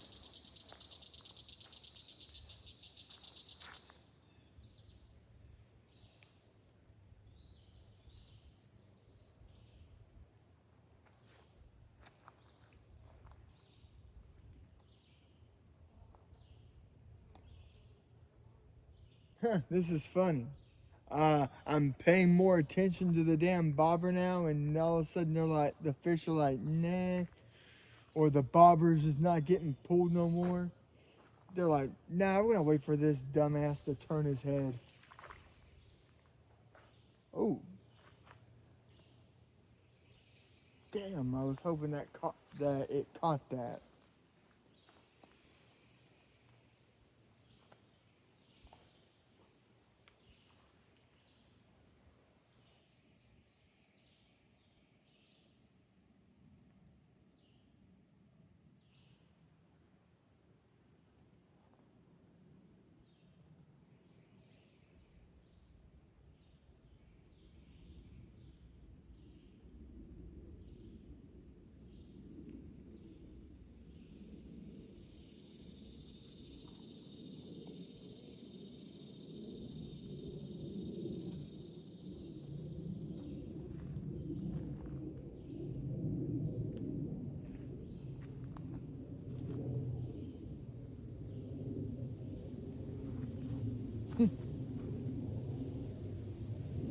I know it's funny. Last week I did not watch Raw at all.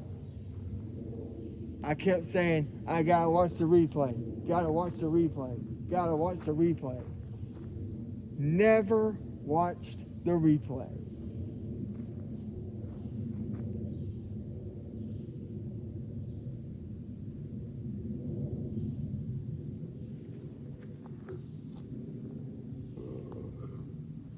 Dang. Boy, how them monsters are coming back on me.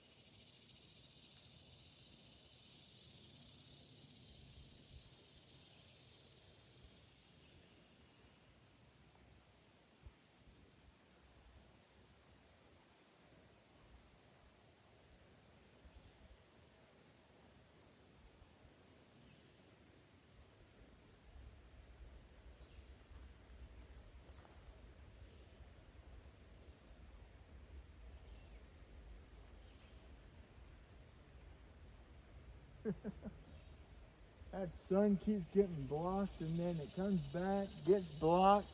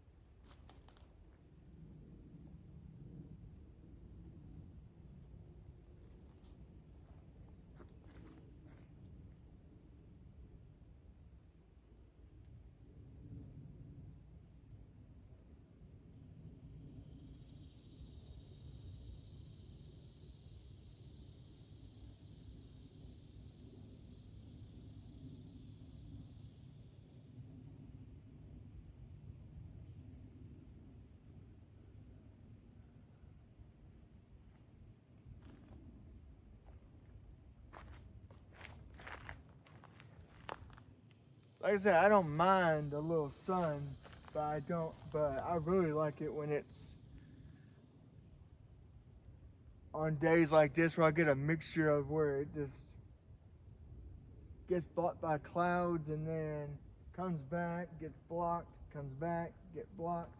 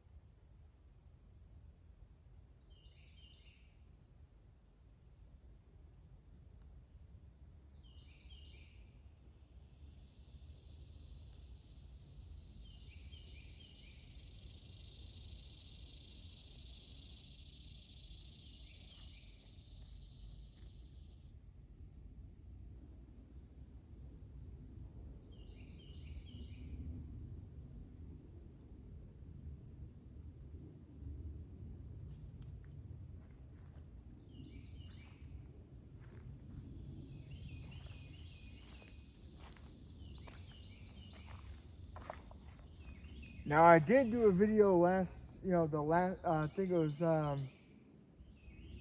Thursday, Friday.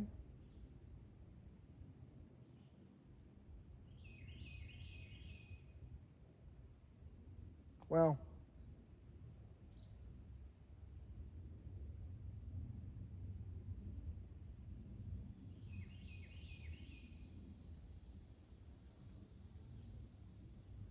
I ended up not uploading it because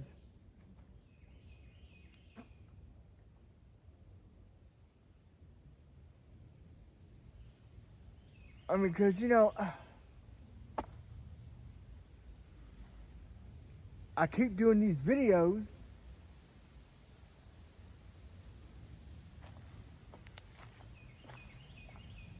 and anyway, folks, we're gonna do a part 2. Give me just a few minutes. All right, I will be right back.